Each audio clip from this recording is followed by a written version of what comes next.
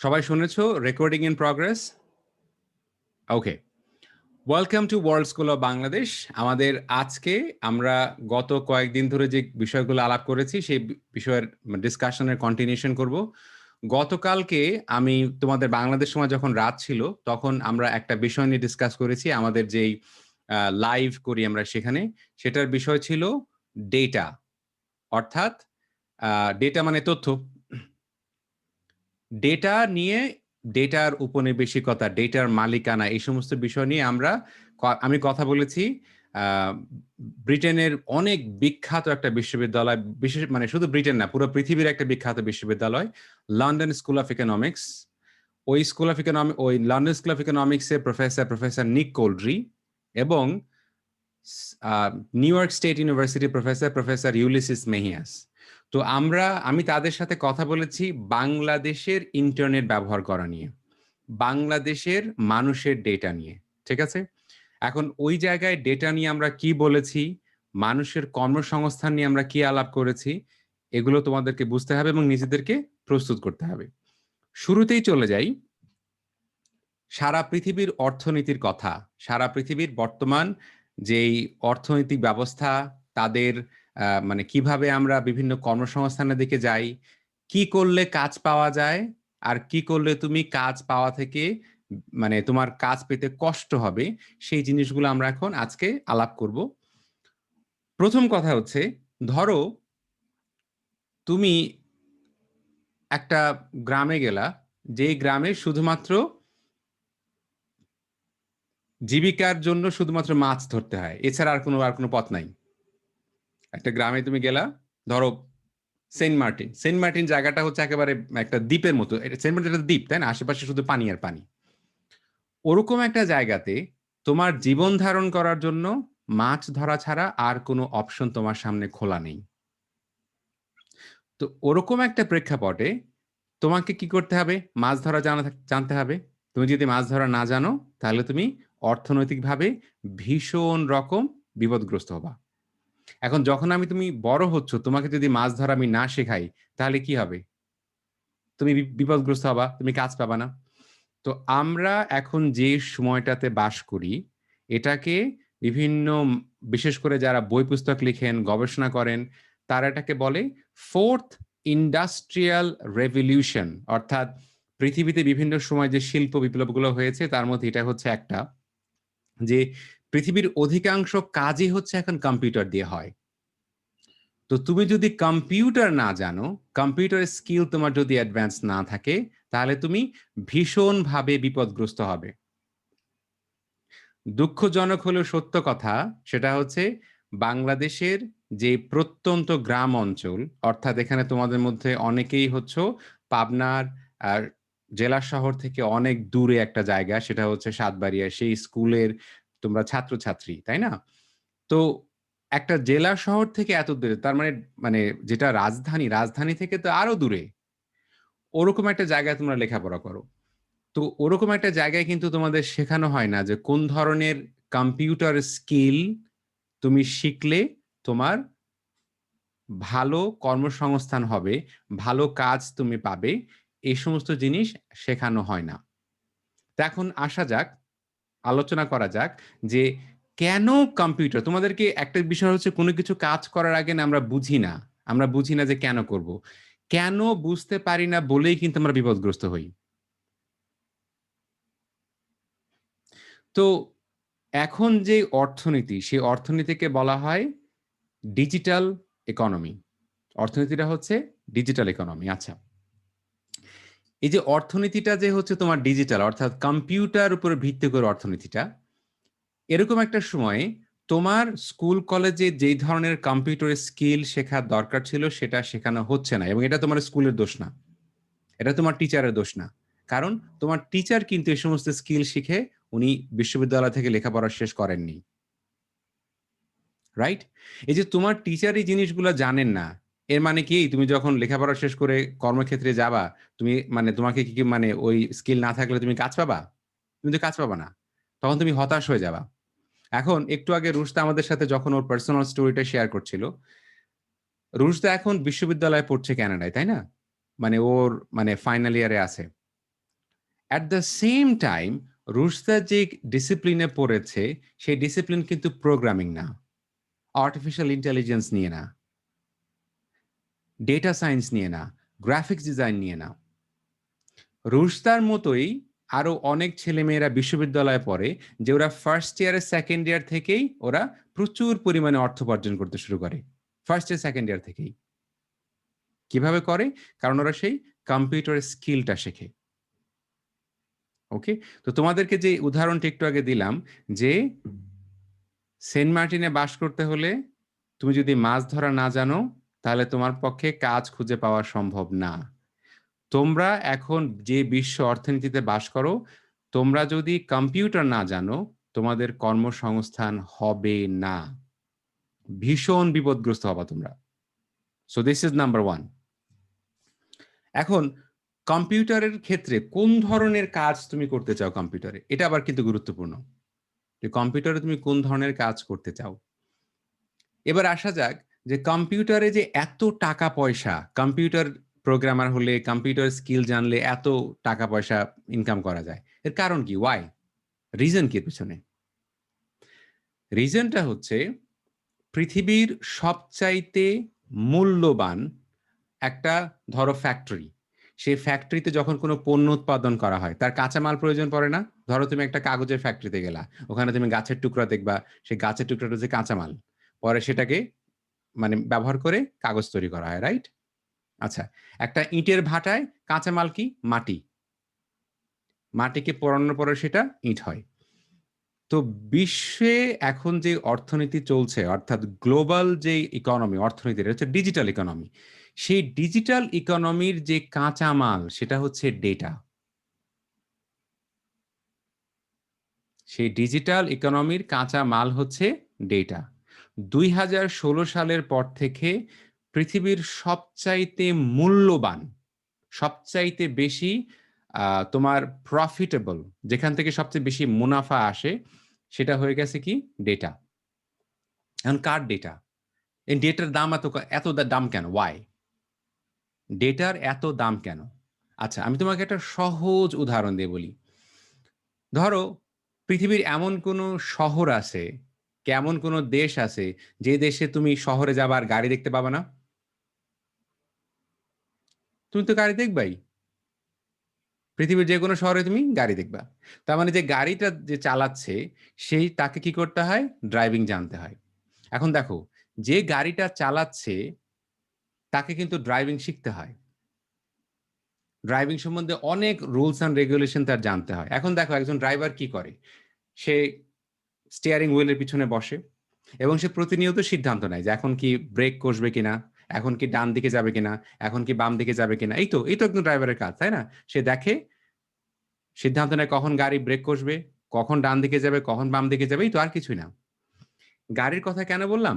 কারণ গাড়ির কথাটা বললে তোমরা বুঝতে পারবা। ওকে, এখন তোমাদের স্মার্টফোন আছে না? স্মার্টফোন। আচ্ছা, এই ফোনের ভেতরে ম্যাপ বলে একটা জিনিস আছে না? ম্যাপ। আচ্ছা, এই যে তোমার ফোনে ভিতরে ম্যাপ আছে, আমি জানি না যেটা সাতবাড়িয়াতে এটা কাজ করে কিনা, কিন্তু আমি যেখানে থাকি ক্যানাডাতে সেটা এখানে কাজ করে। ধরো আমি এখান থেকে রুশদার বাসায় যাব। এখন রুশদার বাসা আমি চিনি না, আমাকে রুশদা বলল যে এটা আমার বাসার অ্যাড্রেস। আমি করলাম কি? রুশদার বাসার অ্যাড্রেসটা আমার ফোনে ইনপুট করলাম, মানে ফোনে লিখলাম ম্যাপে। তারপর আমি গাড়িতে উঠলাম।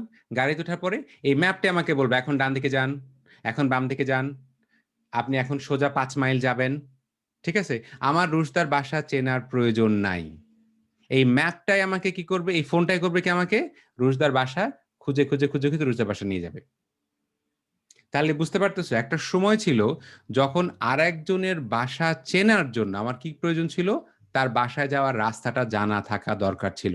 তাহলে ড্রাইভিং এর ক্ষেত্রে রাস্তা জানা থাকাটা কত গুরুত্বপূর্ণ, বুঝতে পারতেছো? তো এই যে ধরো তোমরা হয়তো এই খবর, এই বিষয়টা তোমরা হয়তো জানো, যেমন পৃথিবীর সবচাইতে ডিফিকাল্ট ড্রাইভিং মানে যতগুলো জায়গা আছে, one of the hardest place taxi driving licence পাওয়া ছিল ব্রিটেনের লন্ডন শহরে। কেন? কারণ এক জায়গা থেকে আরেক জায়গায় যেতে হলে কিভাবে কোন রাস্তা দিয়ে যেতে হয় সব ম্যাপ একজন ড্রাইভারের মাথায় থাকার প্রয়োজন পড়তো আগে। যখন এই ডিজিটাল ম্যাপ চলে এসছে, Google ম্যাপ চলে এসছে, তখন কি আর সেই ড্রাইভারের প্রয়োজন আছে? তাহলে যেই মানুষটা বছরের পর বছর সে শুধু কি করেছে? ড্রাইভিং করেছে। সে একজন ট্যাক্সি ড্রাইভার। হঠাৎ করে এখন আর তার প্রয়োজন নাই। হঠাৎ করে এখন আর তার প্রয়োজন নাই। এই লোকটা এখন কি করবে? এই লোকটা এখন কি করবে? হয়তো সে গত ১৫-২০ বছর ধরে ট্যাক্সি চালাচ্ছে। ট্যাক্সি চালানো ছাড়া সে কিছুই জানে না। সেই মানুষটা ট্যাক্সি চালানো ছাড়া আর কিছুই জানে না। বিশেষ করে তোমরা জানো না কি পরিমাণে বাংলাদেশীরা এই আমেরিকায়, কানাডায়, বাংলাদেশ থেকে তারা হয়তো ইঞ্জিনিয়ারিং পড়েছে। বাংলাদেশ থেকে হয়তো এখানে ডাক্তারি পড়ে এসছে। রুশদা এটাকে মানে রুশদা এটা বলতে পারবে যে বাংলাদেশে সে হয়তো বুয়েটের ইঞ্জিনিয়ার ছিল। এখানে এসে সে কি করছে? এখানে সে একটা ট্যাক্সি চালায়। বাংলাদেশে তুমি হয়তো ডাক্তার ছিলা। এখানে এসে তুমি কি করতেছো? ট্যাক্সি চালাচ্ছ। কারণটা কি?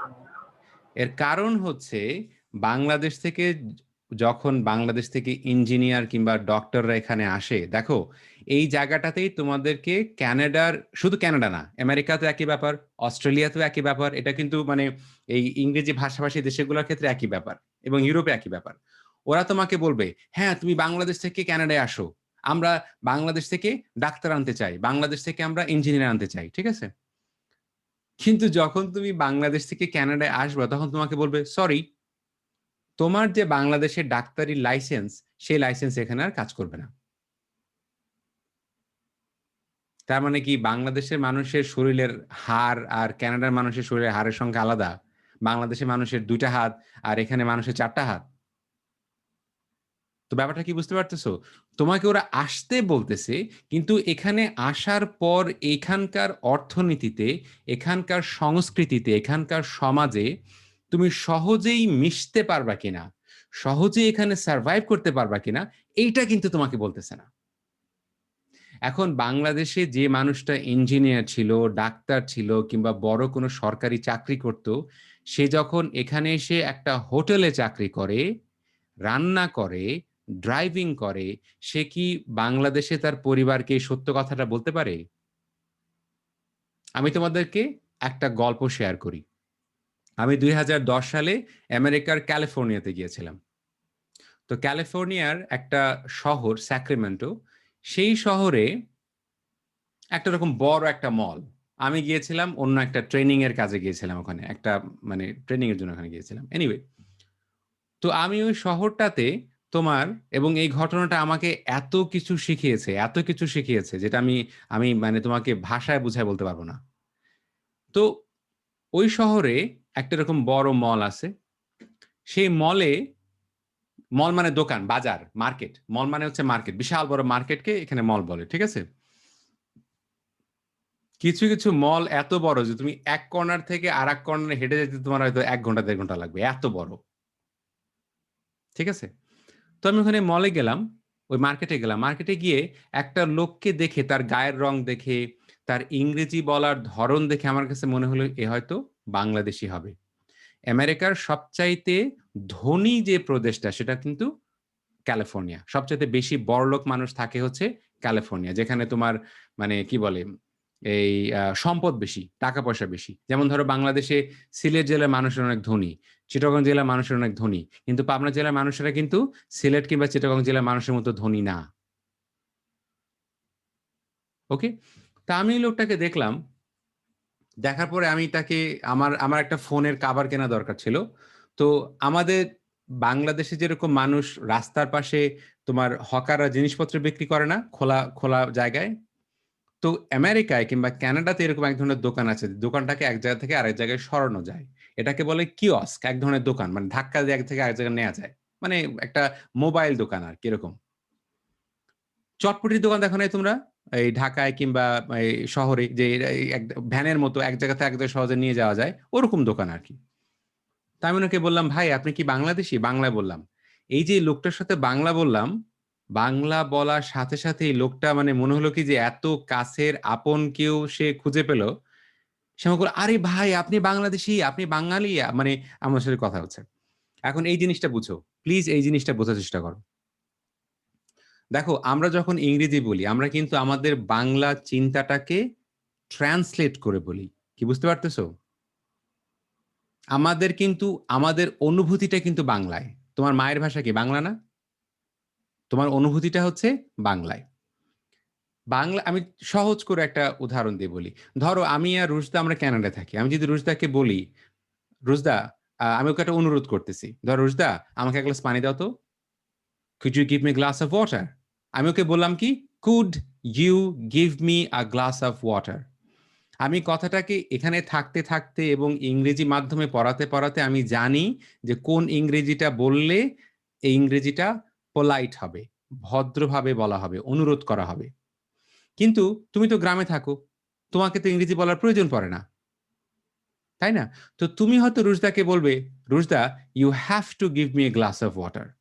এই যে তুমি have to বললা, এর অর্থ হচ্ছে তোমাকে আমাকে পানি দিতেই হবে। এর মানে কিন্তু এই না যে তুমি রুশদার সাথে বেয়াদবি করতে চেয়েছো। এর মানে কিন্তু এই না যে রুশদাকে তুমি অনুরোধ করো নাই। কিন্তু তুমি কথাটা বলেছো, তোমার বাংলা চিন্তাটাকে তুমি ইংরেজিতে ট্রান্সলেট করে বলেছো। এখন রুশদা যদি তোমার কালচারটা না বোঝে, তোমার ব্যাকগ্রাউন্ডটা না বোঝে, রুশদার কাছে কি মনে হবে? আরে, এই মানুষটা তো ভীষণ রুড, ভীষণ বেয়াদব। আমি এর সাথে কথা বলব না। এর সাথে আমার কোনো বন্ধুত্ব প্রয়োজন নাই। তো দেখো, এখানকার যারা মানুষ, এখানে যারা স্থায়ী বসবাস করে, তারা কিন্তু সবাই তোমাকে তোমার কালচারাল ব্যাকগ্রাউন্ড দেখে, তোমার হিস্ট্রি দেখে তোমাকে তোমার সাথে কথা বলবে না। দুঃখজনক হলে সত্য কথা, অধিকাংশ মানুষই ওই জিনিসটা তোমার সাথে কনসিডার করবে না। অধিকাংশ মানুষই করবে না। Please know that. Please, please know that. এবং তোমাদের সবাইকে আমি ইংরেজি শেখাবো ইনশাআল্লাহ। খুব ভালো ইংরেজি শেখাবো। রুশদা যখন ইংরেজি বলে, রুশদার কথা প্রায়ই বলে যে ওকে সামনে থেকে না দেখলে বুঝতে পারবে না যে ও হচ্ছে সাদা না। ওর সাথে ফোনে কথা বলে তোমার কাছে মনে হবে ও একটা কেনেডিয়ান, মানে সাদা। আর যখন আমরা কানাডার কনটেক্সট এ বলি ও একটা কেনেডিয়ান, আমরা কিন্তু বলি, মানে আমরা ধরে নিই কেনেডিয়ান মানে হচ্ছে সাদা। কেনেডিয়ান মানে হচ্ছে সাদা। কিন্তু রুশদা সাদা না, আমিও সাদা না। কিন্তু আমি বিশ্ববিদ্যালয়ে লেখাপড়া করেছি এবং আমি শিক্ষকতা করছি ২০ বছর ধরে। এবং কিভাবে শিক্ষকতা করছি? আমি কোন ছেলেমেয়েদেরকে পড়িয়েছি? আমি যখন মানে বাংলাদেশে স্কুল কলেজে পড়াতাম, সেটা তো ইংরেজি মাধ্যমে ছিল। আমি পড়াতাম অর্থনীতি। তো আমি তো ইংরেজি আজকে বলছি না। ইংরেজি আমি আজকে বলছি না। এই যে এখন তোমাদের সাথে যে বাংলায় কথা বলছি, এরকম বাংলায় যদি আমি আমার মার সাথে বলি, আমার মা আমাকে চড় লাগায় দিবে একটা। আমি তোমার সাথে যে বাংলা এখন কথা বলছি, এটা হচ্ছে প্রাতিষ্ঠানিক বাংলা। এবং আমি তোমাদেরকে এই কথা স্পষ্ট করে বলেছি যে প্রাতিষ্ঠানিক বাংলা শুনে ভয় পাবার কিছু নেই। তোমার বাংলা যদি এখন প্রাতিষ্ঠানিক বাংলা না হয়, প্লিজ, প্লিজ, প্লিজ এটা নিয়ে হীনমন্যতায় ভুগো না। এটা নিয়ে মন ছোট করো না। তোমার বাংলা একসময় এমনি ঠিক হয়ে যাবে। আমার মা সবসময় হুম, যশোরের ছিল তো, হুম, হুম, সবসময় যশোরের কথা বলে। যখনই কেউ ফোন দেয়, আমেরিকায় আমার খালামণিরা আছে, তখন হুম, কোনো ক্যালগারিতে আছি না কোথায়, she doesn't matter। হুম, বাংলাদেশে থাকা অবস্থায় আমরা যখন যশোরে ঘুরতে যেতাম, আম্মু হুম, সবসময় পুরো একদম আপনি যেরকম এই যে পাবনার ভাষায় যেভাবে কথা বলেন, আবার প্রাতিষ্ঠানিক বাংলা। আমি হুম, কখনো প্রাতিষ্ঠানিক ছাড়া কিছু বাংলা শিখতে পারি না। এটা হচ্ছে আমার একটা লজ্জা। এটা বাংলাদেশে হয়তোবা অনেকে বলবে না, বলবে যে হ্যাঁ তুমি অনেক সুন্দর করে বাংলায় কথা বলো। কিন্তু হুম, আমার মনে হয় ইস, আমি বরিশালের মেয়ে। আমি যদি একটু বরিশাল্লা বলতে পারতাম, হুম, অথবা হুম, আমি হুম, যদি হুম, নোয়াখালা বুঝতে পারতাম। হুম, মাঝে, মাঝে আমি সিলেটি কিছু গান আছে ওগুলা শুনি। আমি চিন্তা হুম, করি হুম, এটা বাংলা হুম, ভাষা কিন্তু আমি বুঝতে পারি না কেন? হুম, এটা আমার হুম, একটা হুম, মানে আমি এটাকে একটা অদক্ষতা হিসাবে দেখি যে আমি এটা হুম, পারি না। হুম, হুম। এটা পারো যেরকম না। মানুষ, হ্যাঁ। হ্যাঁ, তো রুশদা যে কথাটা বলল যে ওর বাড়ি, ওর দাদা বাড়ি হচ্ছে বরিশাল, তাই না?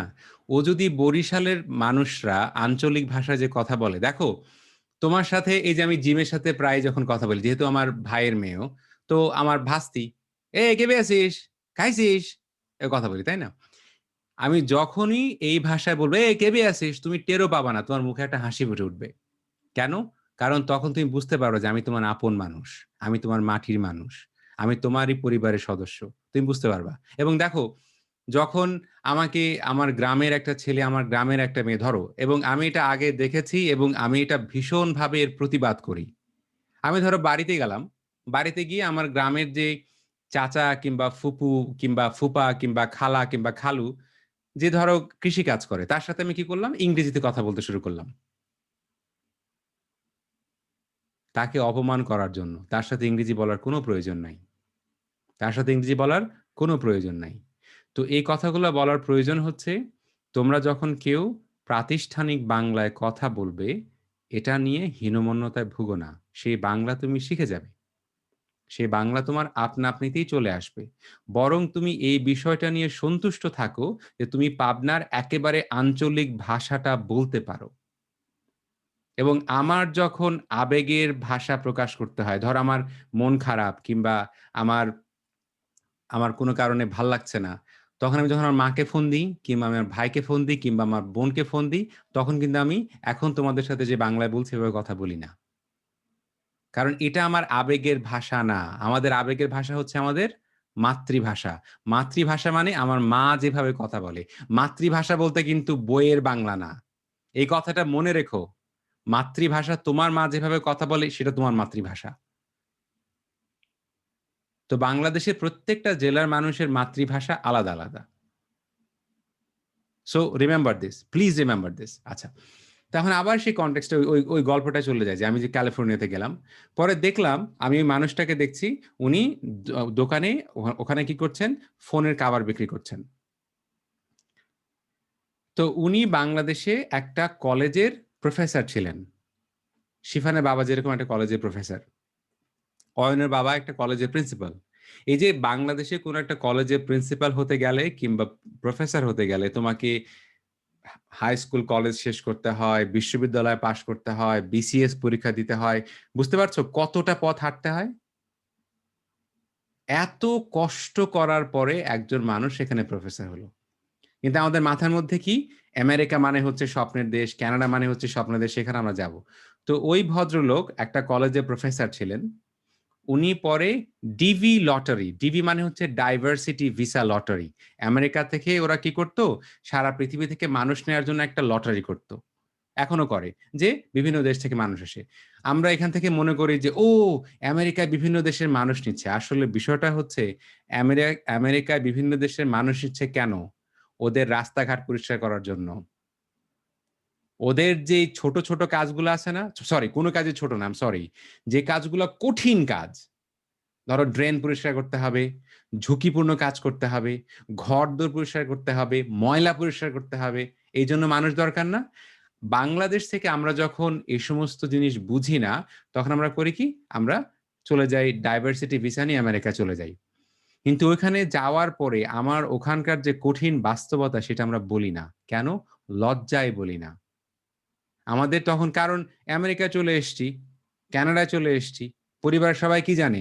কানাডায় চলে আসছি মানে হচ্ছে আমার জীবন এখন সবকিছু সেটেলড। তাই না? তো একটু আগে রুশতা যে কথাটা বলল যে রুশতা কানাডার নাগরিক। এর কারণে রুশদা কানাডার সরকারের কাছ থেকে লোন পাওয়ার অধিকার ওর আছে এখানে পড়াশোনা করার জন্য। কানাডাতে বিশ্ববিদ্যালয়ে পড়ার ক্ষেত্রে বাংলাদেশে যেরকম তোমার চান্স পাওয়া খুব কষ্ট, সিট পাওয়া ডিফিকাল্ট, কানাডায় কিন্তু সেরকম না। যে কেউ পড়তে পারে। Anybody can study. কানাডাতে পড়ার জন্য এরকম না যে তোমাকে ইন্টারমিডিয়েট পাস করার পরে সাথে, সাথে ঢুকে যেতে হবে। তুমি তোমার তুমি ৩ বাচ্চার বাবা হয়ে গেছো, তোমার বয়স ৮৫ ডাজন্ট ম্যাটার। তুমি যেকোনো মুহূর্তে ইউনিভার্সিটিতে ভর্তি হতে পারবে। আচ্ছা। তো আ এই যে বিষয়গুলো এটা খেয়াল করো যে তার মানে হচ্ছে এখানে মানুষ জীবন যেকোনো পর্যায়ে শুরু করতে পারে। তো বাংলাদেশ থেকে যারা আমেরিকায় আসে এবং কানাডায় আসে, তারা কোন জিনিসটা বুঝতে পারে না। তারা আমেরিকা এবং কানাডার বাস্তবতাটা, প্রকৃত সত্য বাস্তবতাটা উনারা জানেন না। উনাদের কাছে আমেরিকা কিংবা কানাডা এই ধারণাটা আসছে কোত্থেকে? সিনেমা থেকে। কিংবা টিভি থেকে আসছে, কিংবা মুভি থেকে আসছে। বুঝতে পারছো? এই যে এখানে তোমার আ এই ১ সপ্তাহ কি ১ সপ্তাহ আগে, হ্যাঁ, ১ সপ্তাহ আগে কানাডার একটা প্রদেশে ২১৫ টা বাচ্চার মৃতদেহের মানে মৃত ২১৫ টা বাচ্চার হাড্ডি-গুড্ডি পাওয়া গেছে। কারণ এখানে যারা এসে এখানে উপনিবেশিকতা গাড়ছে, অর্থাৎ যারা এখানে এসে মানে এখানে যারা বাস করত তাদের ঘর নিয়ে নিছে, তারা যে এখানে এই বাচ্চাদেরকে ব্রুটালি মানে নৃশংসভাবে এই বাচ্চাদের উপর অত্যাচার করেছে, এই বাচ্চাগুলোকে মেরে ফেলেছে, এই সত্য কথাটা ওরা তোমাকে বলবে না। এই কথাটা বলবে কে? রুশতা এবং আমি। কারণ আমরা এখানে শুধু লেখাপড়াই করি না, আমরা এখানে রাজনীতির সাথে প্রত্যক্ষভাবে খুব শক্তভাবে জড়িত। এবং বাংলাদেশের ছেলেমেয়েরা যেন এরকম ভ্রান্ত ধারণা নিয়ে ক্যানাডায় না আসে। আমি চাই তোমরা সবাই ক্যানাডায় আসো। আমি চাই বাংলাদেশ থেকে যেকোনো মানুষ যদি বাংলাদেশে সসম্মানে বাঁচতে পারে তাহলে বাংলাদেশেই থাকো। কিন্তু তোমার যদি কর্মসংস্থান না থাকে, তোমার যদি অর্থনৈতিক কষ্ট থাকে, তোমার যদি পরিবারের এই সাহায্য প্রয়োজন পড়ে তাহলে আসো, ক্যানাডায় আসো। লক্ষ, লক্ষ মানুষ ক্যানাডায় চলে আসো। কিন্তু ক্যানাডায় আসো, ক্যানাডার প্রকৃত বাস্তবতাটা বুঝে আসো। যে কারণে আমি এবং রুশতা আমরা সিদ্ধান্ত নিয়েছি ক্যানাডার এই বাস্তবতাগুলা তোমাদেরকে স্পষ্ট করে তোমাদেরকে বলবো। আবার এট দ্য সেম টাইম আমি কিন্তু হাই স্কুল গাইডেন্স কাউন্সিলর ছিলাম। তার মানে হচ্ছে আমি ছেলেমেয়েদেরকে বিশ্ববিদ্যালয়ে ভর্তি করতাম। কিভাবে বিশ্ববিদ্যালয়ে ভর্তি হতে হয় সেটা আমি তোমাদেরকে শেখাবো। কিভাবে একটা স্টেটমেন্ট অফ পারপাস লিখতে হয়, কিভাবে একটা কলেজে অ্যাপ্লিকেশন লিখতে হয়, কিভাবে স্কলারশিপ পাওয়া যায় সেটাও তোমাদেরকে শেখাবো। তোমাদেরকে এটাও শেখাবো যে ক্যানাডাতে আসার আগে কোন, কোন ধরনের কম্পিউটার স্কিল শিখে তুমি আসলে এখানে তোমাকে বিপদগ্রস্ত হতে হবে না। কিভাবে ক্যানাডায় আসলে তোমাকে চাকরির বাজার লুফে নিবে। তোমাকে বলবে যে, "আমি আমার ছেলেকে কম্পিউটার শেখাচ্ছি।" কেন? কারণ আমি জানি যে এখানে কম্পিউটার স্কিল ভীষণ জরুরি। আমি জানি আচ্ছা রুশদা আমি যদি বলি যে, "আমার ছেলে এখানে বিশ্ববিদ্যালয়ে পাস না, আমার ছেলে তোমার কি বলে এই স্কুল কলেজে যায় না। কিন্তু আমার ছেলে ভীষণ ভালো প্রোগ্রামার, ভীষণ ভালো গ্রাফিক ডিজাইনার।" মানে দ্যাটস ইট। আমি যদি বলি শুধুমাত্র স্কিল গুলার কারণে ক্যানাডাতে ওর পক্ষে লক্ষ, লক্ষ ডলার কামাই করা সম্ভব। আমি কি ভুল বলব? একদমই না। আসলেই। প্লিজ, মানে প্লিজ গ্রাফিক ডিজাইনার হ্যাঁ, হ্যাঁ। এমনি যেকোনো কম্পিউটার স্কিলস। উম মানে গ্রাফিক ডিজাইনার হওয়াটা যে কি জরুরি তুমি যদি বুঝতে পারতা। মানে আমি যে জ্ঞানটা আমি এখন যেটা জানি এখন, আমি জন্যে আফসোস করি যে আহারে আমি যখন কানাডায় এসেছি, আমার তো কেউ ছিল না। আত্মীয়স্বজন, ভাই-বোন কেউ ছিল না। আমাকে এয়ারপোর্টে নিতে আসছে আমার প্রফেসরের হাসব্যান্ড। এয়ারপোর্ট থেকে নেয়ার মতও কেউ ছিল না। কিন্তু এইজন্য আমি এখন তোমাদের কি বলি, তোমরা যখন কানাডায় আসবা, আমি যদি সুস্থ থাকি, তোমাদেরকে এয়ারপোর্ট থেকে নিয়ে আসবো। গিয়ে কোথায় থাকতে চাও? মানে কি করতে চাও? রিজনটা কি? আমি যখন এখানে এসছি, আমার যখন কেউ ছিল না, তখন আমি বুঝতে পেরেছি এখানে একা থাকাটা কতটা কষ্টকর, কতটা ডিফিকাল্ট। তোমাদের যেন সেই বিপদে না পড়তে হয়। এটা হচ্ছে আমার লক্ষ্য। আমার লক্ষ্য হচ্ছে আগামী ১০ বছরে এরকম যেন আমি যদি ১০-১৫ হাজার ছেলেমেয়েকে হেল্প করতে পারি, দ্যাটস ইট।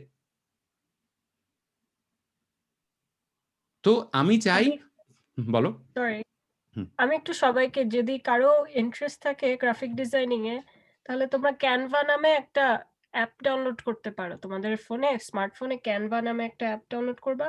ওখানে পোস্টার বানাতে পারবা। এখন আমি তোমাদেরকে কিছু শিখাবো না, আমি শিখাতে পারি। আমি যখন ক্লাস 7 এ পড়তাম তখন আমার পাপার মির্জাপুর ক্যাডেট কলেজের লোগো কম্পিটিশনে আমি ফার্স্ট হয়েছিলাম। সব মির্জাপুর ক্যাডেট কলেজের ইউনিভার্সিটি স্টুডেন্টদের সাথে। আমি হুম, ছিলাম হুম, ক্লাস 7। হুম, তো পাপা আগে থেকে জানতো যে গ্রাফিক ডিজাইনিং এর মানে ইম্পর্টেন্স কত। কারণ হুম, পাপা হুম, হচ্ছে অনেক মানে আর্মি হিসাবে অনেক জায়গায় মিশনে যেতে পেরেছে, অনেক ইন্টারন্যাশনাল জায়গায় ঘুরে বেড়িয়েছে। হুম, তখন হুম, দেখতে পেরেছে কম্পিউটার কিভাবে মানে কোন জায়গায় কি কাজ ওরা ইম্পর্টেন্স দেয় সেটা দেখেছে। সো ছোটকাল থেকে আমি কথা বলার আগে আমি কম্পিউটার শিখেছি। যখন আমি ৪ বছর ছিলাম তখন আমাদের আশেপাশে ক্যান্টনমেন্টের আন্টি আঙ্কেলদের কম্পিউটার আমি নিজে ঠিক করে দিতাম। ফ্যান খুলে দিতাম, এজিপি কার্ড তারপর সবকিছু এগুলো আমি করে দিতাম। তারপর এখানে এসে আমি আম যখন আম পড়াতে গিয়েছিলাম আম সো আমি ফ্রেঞ্চও বলতে পারি, বাংলাও বলতে পারি। ফরাসি ভাষা যেটা আর বাংলা আর ইংলিশ। সো আমি আ কি কানাডিয়ান আরকি মিনিস্ট্রি অফ কানাডার সাথে আমি আম হয়ে আমার স্টুডেন্টরা ৫৩ বছরের বয়সের একটা লোককেও আমি ইংলিশ শিখিয়েছি। যে হচ্ছে ফ্রেঞ্চ ছাড়া আর কিছু বলতে পারে না। তো ওদের ওখানে এমন ডিমান্ড ছিল যে আমি ওখানে কাজ করতেও যাই নাই কিন্তু কম্পিউটারের জন্য। তাও যারা লোকজন আমার স্কিল দেখে মানে আমি টিচার হিসেবে কাজ করতে, করতে ওরা বুঝতে পেরেছে যে আমি কম্পিউটারে অনেক ভালো। সাথে, সাথে আমাকে আরেকটা জবের অফার দিয়ে দিয়েছে। যে জবটা আমাকে ওই জবের চেয়ে ৩ গুণ বেশি টাকা আমাকে মানে আমি তোমাকে বলি সত্যি, সত্যি। টিচার হিসেবে আমি $20 করে পেতাম পার আওয়ার। ওই জবের জন্য প্রস্তুতির জন্য আমাকে $30 দিত। আর আমার প্রেজেন্টেশন এর জন্য $50 পার আওয়ার করে দিত। এরকম হচ্ছে। তো আমি হচ্ছে সিনিয়রদেরকে সিনিয়র বলতে বুঝাই হচ্ছে যারা বয়স্ক। এখানে একটা টার্ম, এটা হচ্ছে একটা শব্দ তোমরা জানতে পারবা যারা বয়স্ক ৬০ বছরের উপরে? হ্যাঁ, আমি ঠিক জানি না। 65-65 উপর থেকে ৬৫, ওদেরকে সিনিয়র বলে। ৬৫ ৬৫ বছরের উপরে হয়ে গেলে হুম, হুম, সাধারণত মানুষজন রিটায়ারমেন্টে আস্তে, আস্তে যাওয়া শুরু হুম, করে হুম, এখানে। কারণ হুম, হুম। চাকরি করতে হয় ৬৫ বছর বছর পর্যন্ত। তো সিনিয়রদেরকে আমি যারা ওখানে মানে সিনিয়রদের এখানকার মানুষজন ছোট যারা আমার খুব এই জিনিসটা খুব খারাপ লাগে। বাংলাদেশের মতো এত সুন্দর সমাজ না যে দাদা-দাদি, নানা-নানি সবাই এখানে একসাথে থাকে। হুম, হুম। তো যখনই ওরা আলাদা, আলাদা থাকে, বাবা-মা, ছেলে-মেয়ে একসাথে থাকে কিন্তু দাদা-দাদি থাকে হচ্ছে একটা সিনিয়র হোম নামে একটা জায়গায়, বৃদ্ধাশ্রম।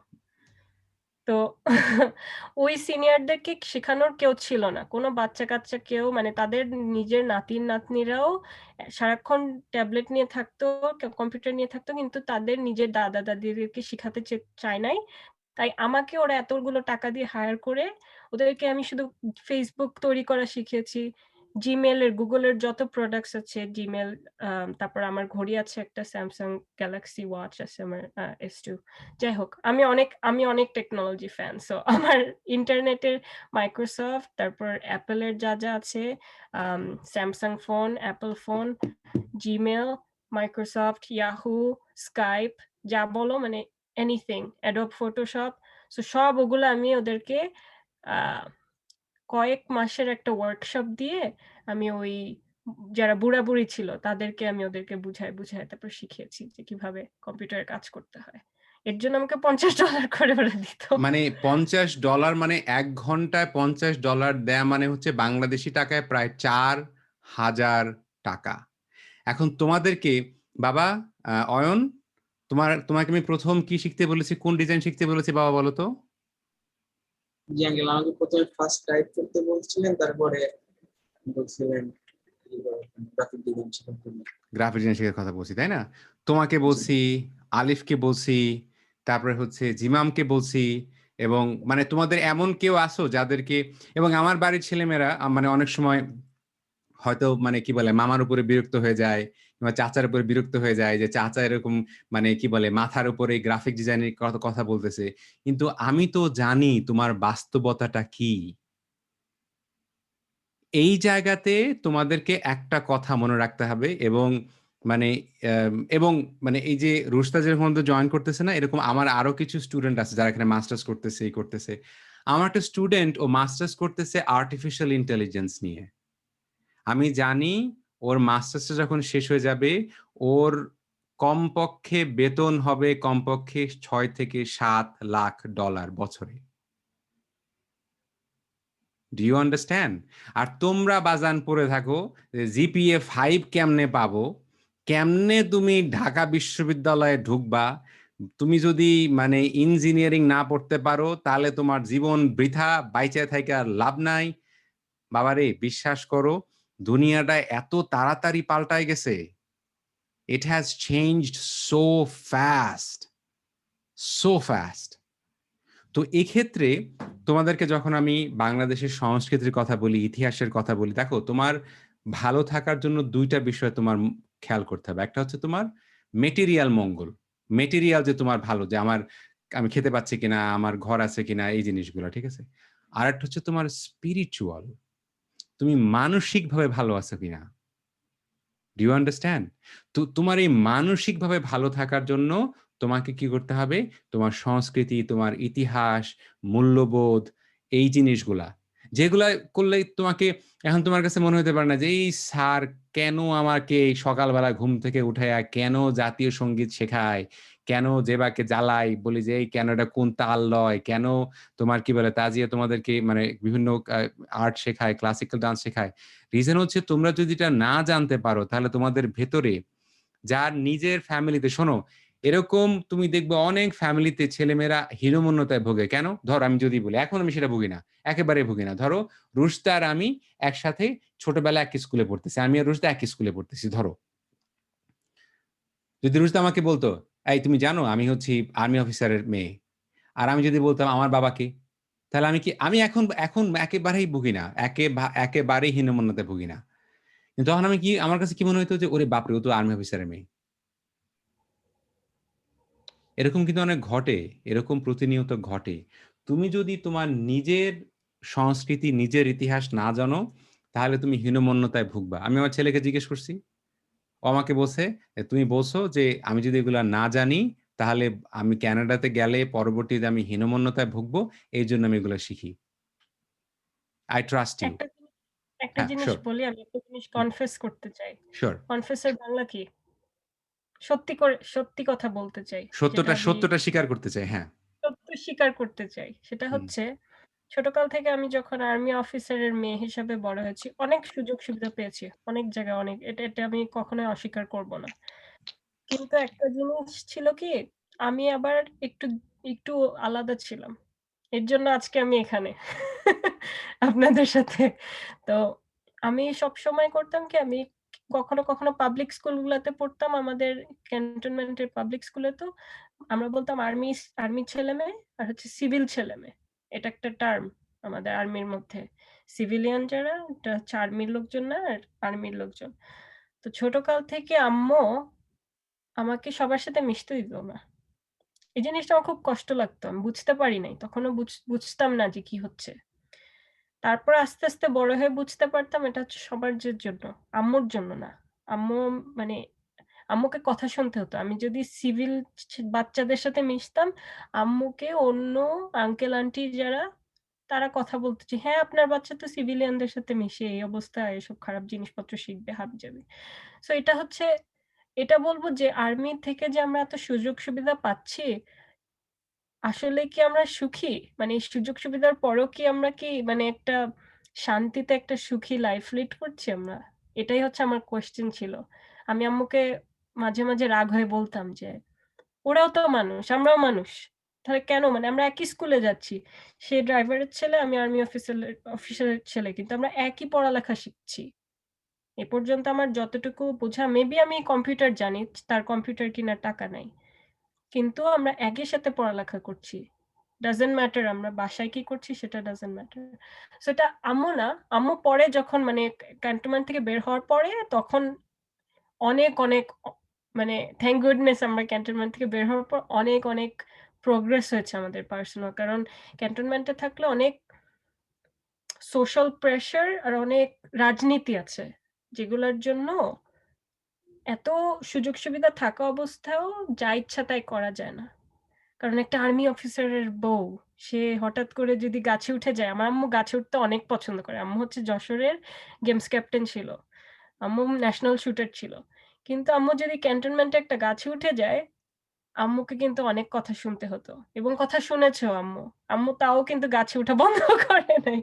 সো আম্মু আমাকে এই জিনিসটা বলেছিল যে, "দেখো, এটা সবসময় সমাজের একটা একটা লুপ হোল, মানে একটা মানে এটা আমাকে বলছে তুমি বড় হয়ে বুঝতে পারবা। এখন বুঝবা না, এখন আমি তোমাকে দেখাচ্ছি। কিন্তু তোমাকে যে ওরা এরকম কথা বলছে এটা নিয়ে কখনো কেয়ার করবা না। সে কৃষকের ছেলে না ড্রাইভারের ছেলে, সে তোমার ক্লাসমেট। তুমিও ওর ক্লাসমেট, ও তোমার ক্লাসমেট। স্কুলে তোমরা সবাই সমান। বাইরে গিয়ে কে কি করছে সেটা ডিফারেন্ট।" সো এটাই বলতে চাচ্ছি যে একটা মানে আমরা বলি যে গ্রাস is always greener on the other side of the fence, right? গরিব লোকজন মনে করে, ইস আমি যদি আর্মি অফিসার হতাম। আর ওখানে আর্মি অফিসার চিন্তা করে, ইস আমি যদি গরিব হতাম তাহলে সারাক্ষণ একা খেলাধুলা করতে পারতাম। কোনো আর্মি একটা ক্যান্টনমেন্টের মধ্যে মানে সারাক্ষণ বন্দী হয়ে থাকতে হতো না। টেনশন করতে হতো না যে কবে কিডন্যাপ হয়ে যাবে অথবা কে নিয়ে যাবে বা এরকম কিছু, রাইট? সো সবারই কিন্তু মানে এই জিনিসটা আমি বলতে চাই যে একটা মানুষের see their lives from their shoes, মানে এক একজনের লাইফ কিরকম সেটা তুমি তার হয়ে সেটা দেখো। তাহলে অনেক কিছু দেখতে পারবা। শুধু নিজেরটা থেকে দেখো না। মানে Rushda, thank you so much. Couldn't thank you enough for recognizing this. এখন দেখো, আমার ক্ষেত্রে কি হয়েছে, এবং রুশদার এই বিষয়টা খুব ভালোভাবে বুঝতে পারবা, যেহেতু এখানে আমার ছোট ভাই আছে। আমি আমার ছোট ভাইকে ও লেভেলস, এ লেভেলস করিয়েছি। আমার ছোট বোনকে ও লেভেলস, এ লেভেলস করিয়েছি। কিন্তু আমি আমার ছেলেকে ইংলিশ মিডিয়াম স্কুলে দিই নাই। এবং আমার জাস্টিফিকেশনটা, এবং আমি খুবই মানে এই জায়গায় আমার জন্য এই জিনিসটা আলাপ করা সহজ, যে আমার ছোট ভাই ও লেভেলস এ লেভেলস করেছে, Tazia O levels A levels করেছে। তো মানে you have done O levels and A levels. তো আমি তো বাংলা মিডিয়াম স্কুলে লেখাপড়া করেছি। আমার কাছে যেটা মনে হয়েছে যে আমার ছেলে যদি এমন একটা স্কুলে যায় যে স্কুলে একটা রিক্সাওয়ালার মানে মেয়ে পড়ে, একটা গার্মেন্টস শ্রমিক যে মানে গার্মেন্টসে কাজ করে সে গার্মেন্টস শ্রমিকের মানে ছেলে ওখানে পড়ে, তাহলে কি হবে? আমার ছেলে ওদের সাথে ইন্টারঅ্যাক্ট করবে এবং ওদের ভেতরে, আমার ছেলের ভেতরে এরকম অভাব তৈরি হবে না যে আমার নাই, আমার নাই, আমার নাই। আমি যখন বাংলাদেশের সবচাইতে বড়লোক মানুষের ছেলেমেয়েদেরকে পড়িয়েছি, তখন দেখেছি ধরো কারো বাবা হয়তো কাউকে ১,০০,০০০ টাকা দিয়ে ফোন কিনে দিছে।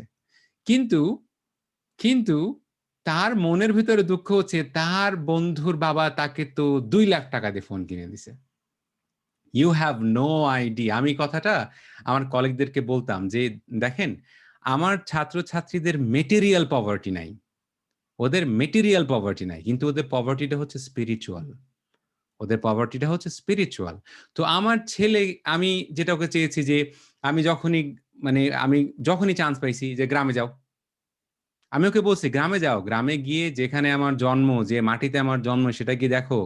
আমি কোন স্কুল থেকে পাস করেছি সেটা দেখো।" রাইট? শিফান, আমি আমার ছেলেকে তোমার সাথে পরিচয় করায় দেই নাই? যে জি হ্যাঁ, যে পরিচয় হয়ে কেন? গেছে। ওর জানতে হবে যে ওর বাবা কোন স্কুল থেকে পাস করেছে। ওর বাবা কোথায় বড় হয়েছে, রাইট? যদি ওর শেকড়ের সাথে ওই কানেকশনটা ওর না থাকে, তাহলে কি হবে? ২ দিন পরে কানাডায় এসে ওর কি হবে? ওর মনে হবে যে আমি তো ক্যানেডিয়ান হয়ে গেছি। ওর ভেতরে ওই superiority কমপ্লেক্স কাজ করবে। এবং আমি ২ দিন আগেও এই বিষয়টা নিয়ে কথা বলেছি যে আমি বাংলাদেশ থেকে কোনো ছেলেমেয়ে চাই না এখানে কেউ হাই স্কুলে পড়তে আসুক। তোমরা যেটা জানো না যে কানাডার হাই স্কুলে বাংলাদেশী ছেলেমেয়েরা কোন ধরনের বুলিং এর শিকার হয়। তোমার কোনো ধারণা নাই। আমি চাই না আমার ছেলে সেখানে হাই স্কুলে পড়ুক। I don't want it. No.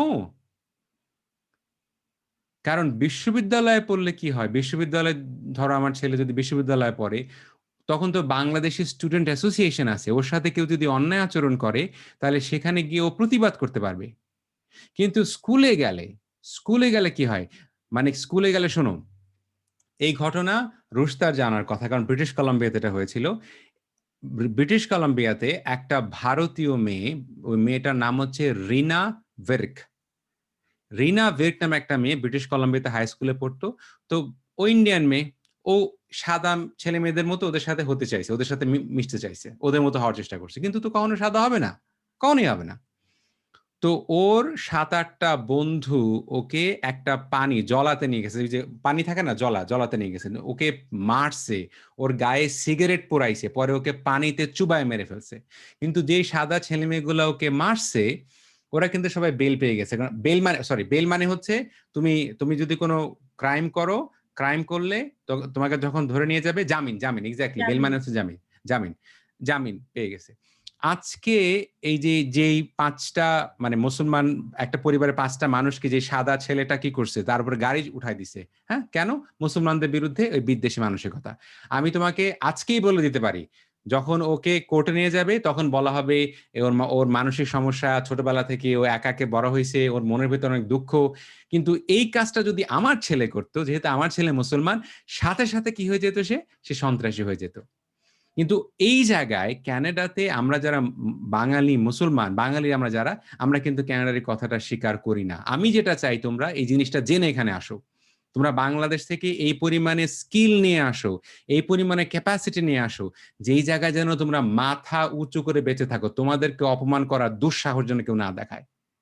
এই যে তোমাদেরকে অপমান করার দুঃসাহস কেউ না দেখাবে, আমার ছেলের মাথার ভেতরে এগুলো আমি ঢুকাচ্ছি। আমার ছেলেকে যদি কোনো একটা সাদা ছেলে বা মেয়ে যদি ওকে মানে অপমান করার চেষ্টা করে, ও কিন্তু সে অপমানটা মেনে নিবে না। কেন? কারণ ওকে শেখাচ্ছি। আমি বাবা হিসাবে আমি ওর ভেতরে এই বোধটা তৈরি করতেছি যে তুমি মানে বাংলাদেশী বলে তুমি কোনো অংশে ওর চাইতে ক্ষুদ্র না, ছোট না। মানে কখনোই তুমি কারোর কাছে মাথা নিচু করবা না। তাই না? তো এটা তো অন্যান্য স্কুলের ছেলেমেয়েরা সেটা শিখছে না। এটা তো ওরা জানতেছে না। বরং ইংলিশ মিডিয়াম স্কুলের ছেলেমেয়েদেরকে দেখতাম ওরা হাঁপ ছেড়ে বাঁচবে, কবে গিয়ে লন্ডনে পৌঁছাবে, কবে গিয়ে মানে ইংল্যান্ডে যাবে, কবে। No, no, no. This is not ডান।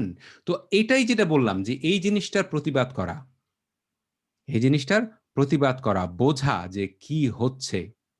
আমেরিকাতে ইসলামোফোবিয়া আছে, মুসলমানদের বিরুদ্ধে এই ধরনের সহিংস মানসিকতা আছে, সেটা কিন্তু ক্যানাডাতেও আছে।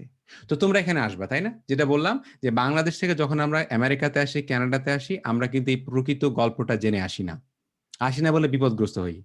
তোমরা বাংলাদেশে কম্পিউটার শিখো, এমন তোমাদেরকে আমি 3টা জিনিস শেখার দিকে আগ্রহ দেখাবো। 3টা জিনিস। একটা হচ্ছে, এটাকে আমি সহজে বলি 3C দিয়ে। একটা সি হচ্ছে ক্রিটিক্যাল থিঙ্কিং,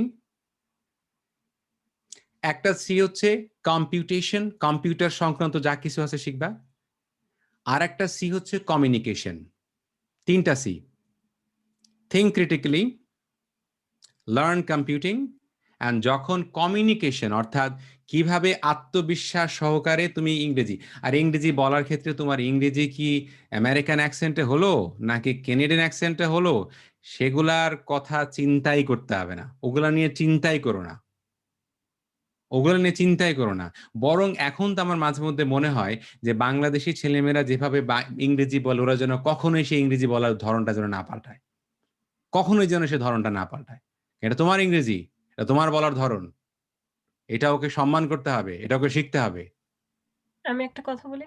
শিওর, অফকোর্স। আমার বাবার আমার আমার বাবার আমার বাবা তো আর্মি অফিসার ছিল। বাট যাই হোক, আমার পাপা এখানে আসার পরও পাপার ইংলিশ খুবই ভাঙা যেটাকে বলি। মানে পাপার ইংলিশ বুঝাই যায় যে বাংলাদেশ থেকে। আমি যেরকম ইংলিশ কথা বলে বুঝা যায় না যে আমি মাঝে লোকজন মনে করে আমি কানাডায় জন্ম হয়েছি। বাট পাপার ইংলিশ শুনলে বুঝতে পারে। কিন্তু পাপার যোগ্যতার জন্য পাপা অনেক, মানে আমি বলতে চাচ্ছি যে এখানে ইংলিশের ইংলিশ দিয়ে মানুষ কম্পিটেন্সি বুঝায় না, স্কিলস দিয়ে বুঝায়। সো আমার পাপা হচ্ছে পাওয়ার ইঞ্জিনিয়ারিং, পাপা আর্মিতে ছিল, তারপরে পাপা গার্মেন্টস ফ্যাক্টরিতে ছিল, বেক্সিমকো গার্মেন্টস ফ্যাক্টরির জিএম ছিল পাপা। তো তারপরে এখানে এসে পাপা হচ্ছে এখন পাওয়ার ইঞ্জিনিয়ার, এইচভ্যাক, বাসার হিটিং এগুলা নিয়ে কাজ করে। সো ওইটার জন্য পাপা পায় হচ্ছে, আমি ঠিক জানি না, মেবি $30 এর মতো পার আওয়ার সামথিং। আর আমি এত ইংলিশ বলে এত কিছু করে আমি $16 পার আওয়ার পাচ্ছি, যেটা মিনিমাম ওয়েজ এখানে হচ্ছে $15। সো এই জিনিসটা মনে রেখো। আর এখানে অনেক চাইনিজ লোকজন আছে যারা কোনো ইংলিশই বলে না। এখানে অনেক বড় চায়না টাউন আছে। ওরা এত ওরা এত অ্যাওয়্যার, মানে ওরা জানে যে কি হচ্ছে ওদের সাথে। এর জন্য ওরা নিজেদেরই চায়না টাউন, নিজেদের বিজনেস, নিজেদের চায়না টাউন এমনভাবে করেছে যে এখন সাদা লোকজন ম্যান্ডারিন শিখছে জব পাওয়ার জন্য আজকে। সো হ্যাঁ। Thank you Rushda. মানে man, I wish that you join me every single day when I teach, because what happens যে মানে তখন পার্সপেক্টিভটা অনেক বেশি ক্লিয়ার হয়ে যায়। ঠিক আছে, যে দেখো আমার ধারণা, আমি যদি আমার ছেলেকে এগুলো না বুঝায় বলতাম, আমার আমার ছেলেকে মানে যদি এরকম অনেক উদাহরণ না দিতে পারতাম যারা ইংরেজি মাধ্যমে লেখাপড়া করছে, যারা বিদেশে আছে, তাহলে হয়তো ওর মনে এরকম দুঃখ থাকতে পারতো যে বাবা তার নিজের ভাই বোনদেরকে ইংরেজি মাধ্যমে পড়াইছে, তারা O levels A levels pass করছে, কিন্তু আমাকে পাঠাচ্ছে একটা পাবলিক স্কুলে, যেখানে যে স্কুলে তোমার কি বলে রিক্সাওয়ালার ছেলেও পড়তে আসে, আবার একটা গার্মেন্টস শ্রমিকের মেয়েও পড়তে আসে, তাই না? কিন্তু ওই রিক্সাওয়ালার ছেলের কাছ থেকে এবং গার্মেন্টস শ্রমিকের মেয়ের কাছ থেকে আমার ছেলে যা কিছু শিখতেছে ওইটা ওরে মানুষ বানাবে। তুমি ইংরেজি কি বলো, it doesn't matter. I mean মনে রাখো। তো চিন্তা করো না যে ইংরেজি তোমার আমি শিখাবো। তুমি যদি মানে কি বলে যে আমি শিফানকে মানে কি বলে একদিন দেখাইছিলাম যে ইংরেজি তুমি এমনি শিখে যাবা, ইংরেজি শেখা কোনো ডিফিকাল্ট কিছু না, ইউ উইল লার্ন ইংলিশ। ঠিক আছে, তো এখন তোমাদেরকে বলতেছিলাম যে এখানে আসার ক্ষেত্রে তুমি 3টা সি, একটা হচ্ছে চিন্তা করতে শিখো ক্রিটিক্যালি, আর একটা সি হচ্ছে কম্পিউটার শিখবা। এবং আমি তোমাদেরকে বলতেছি, দেখো কম্পিউটার শেখার ক্ষেত্রে আবার 2 ধরনের কম্পিউটেশন কাজ আছে। কিছু কম্পিউটার কাজ আছে ক্লারিক্যাল, ডেটা এন্ট্রি, দেখবা কপি করবা বসাবো বোঝা, মানে দেখবা কপি পেস্ট, অথবা ধরো তুমি একটা মানে ফ্রন্ট এন্ড ডিজাইন করতেছো, খালি দেখে দেখে ওইভাবে লিখতেছো। বাবারে ক্রিয়েটিভ হও, learn to be creative. Sorry, আর একটা সি অ্যাড করলাম, 3টা সি না 5টা সি। একটা সি হচ্ছে ক্রিটিক্যালি চিন্তা করতে শেখো, একটা সি হচ্ছে কম্পিউটেশন জানো, একটা সি হচ্ছে কমিউনিকেট করা। তুমি ইংরেজি যে অ্যাকসেন্টেই বলো না কেন, তুমি একটা অনেক ম্যাচিওর চিন্তাকে ইংরেজিতে কমিউনিকেট করতে পারতেছো কিনা, এটা কিন্তু সহজ না। This is not easy. এই কথাটা মনে রেখো যে আমরা কিন্তু নিজেদের মাতৃভাষাতেই কিন্তু একটা গভীর জিনিস, গভীর চিন্তার জিনিসকে আমরা কি করতে পারি না, আরেকজনের কাছে প্রকাশ করতে পারি না। যখন সেটা তোমাকে ইংরেজিতে করতে হবে, তখন তোমার কমিউনিকেশনের উপরে অনেক ভালো দক্ষতা থাকতে হবে। ঠিক আছে? আচ্ছা, তারপরে সিটা হচ্ছে কি তোমার ক্রিয়েটিভিটি। তোমাকে ক্রিয়েটিভ হইতে হবে। এই জন্য আমি বলি কবিতা লেখো, ছবি আঁকো, গান কম্পোজ করো, মিউজিক ডিজাইন করো, কারণ এগুলা সব ক্রিয়েটিভ। ব্যাকরণ শিখে কবিতা লেখা যায় না। ঠিক আছে? মানে মুখস্থ করে প্রশ্ন উত্তর দিতে পারবা। এই জন্য ক্রিয়েটিভ হওয়াটা, লার্ন টু বি ক্রিয়েটিভ। কারণ দেখো, ক্রিয়েটিভ হওয়াটা কেন জরুরি এই কথাটা বুঝে নাও। কারণ যা কিছু ক্লারিক্যাল সেটাকে কম্পিউটার দিয়ে অটোমেট করা যায়। যেমন আমি সাধারণত বাংলাদেশে অনেক ছেলেমেয়েদেরকে বলি যে বাবারে, অ্যাকাউন্টিংটা যদি মানে পারো পড়া, এটাকে অ্যাভয়েড করো।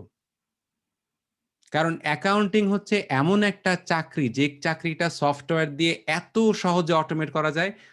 তোমার দরকার নাই, তোমার দরকার নাই।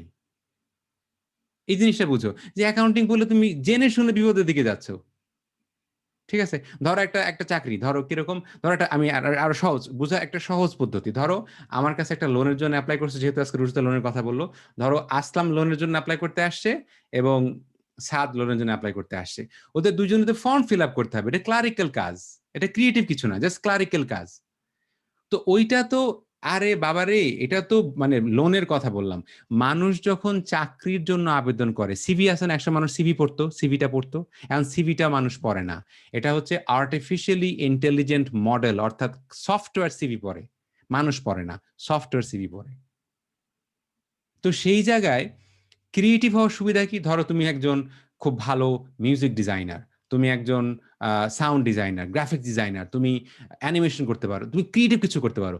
ক্রিয়েটিভ জিনিসটাকে কিন্তু অটোমেট করা যায় না। যার যেটা ক্রিয়েটিভ সেটাকে কি করা যায় না, সফটওয়্যার দিয়ে অটোমেট করা যায় না। এই জন্য তুমি মানে আমি আমার ছেলেকে কি বলবো, তুমি বাবা তুই গান কম্পোজ কর গিয়ে যা। কারণ সেখানে ওকে কি হতে হবে, ক্রিয়েটিভ হতে হবে। রাইট? তাহলে কি বললাম, 1C হচ্ছে কম্পিউটার শিখো, সেকেন্ড সি হচ্ছে কমিউনিকেশন শেখো, থার্ড সি হচ্ছে ক্রিয়েটিভ, সরি প্রথম সি, আম সরি আবার উল্টাপাল্টা বলে, নাম্বার 1 হচ্ছে ক্রিয়েটিভ, ক্রিটিক্যাল থিঙ্কিং। নাম্বার 1 হচ্ছে ক্রিটিক্যাল থিঙ্কিং। নাম্বার 2 হচ্ছে কি করবে তুমি, কম্পিউটিং। তারপরেরটা হচ্ছে কমিউনিকেশন। তারপরেরটা হচ্ছে ক্রিয়েটিভ হও, ছবি আঁকো, কবিতা লেখো, গল্প লিখো, মিউজিক ডিজাইন করো, গ্রাফিক ডিজাইন করো। ঠিক আছে? এই যে তোমরা, আমি দেখছি, আমি বাংলাদেশে দেখছি স্পেশালি তোমার ওই যে স্কুলে, এই তোমরা, আমি দেখেছি গ্রামের মেয়েরা করে কি, হাতে এত সুন্দর মেহেদি ডিজাইন করে, কিভাবে কিভাবে এক সূক্ষ্ম করে মেহেদি ডিজাইন করে। বাবারে, ওই ডিজাইনটাই কম্পিউটারে করো, ওই ডিজাইনটাই কম্পিউটারে করো। যেমন আমি দেখছি, আমি আমি আমি প্রায়ই কথা বলি যে দেখো, একটা মানুষকে টেকনিক শেখানো যায়, কিন্তু টেস্ট শিখতে অনেক সময় লাগে।